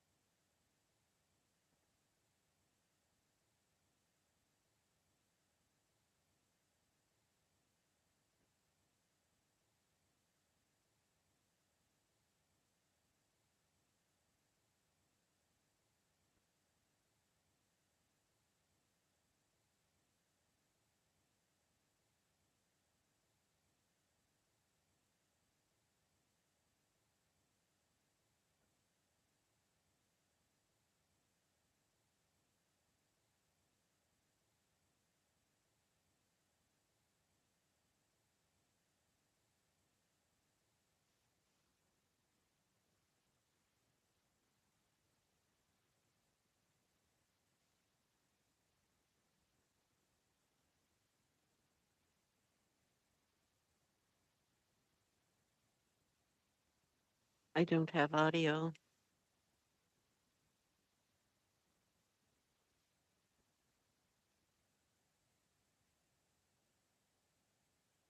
Yeah, that's, I mean, we can do that.